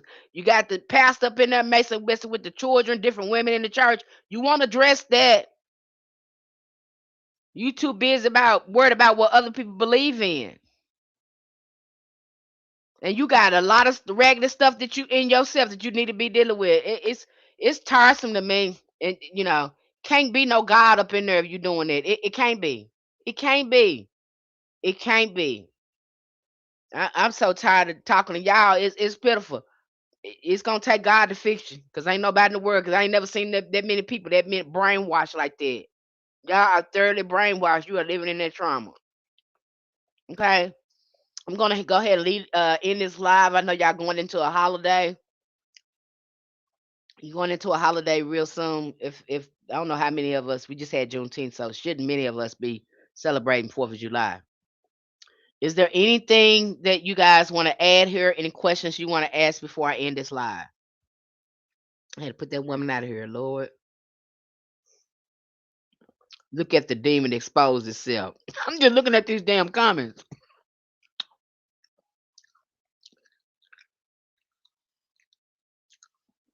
I'm looking at these comments. They just tickle me with this stuff. Okay. No comments. Okay. I hope this helped many of the people in our community. And of course, we got a meeting that's coming up next week.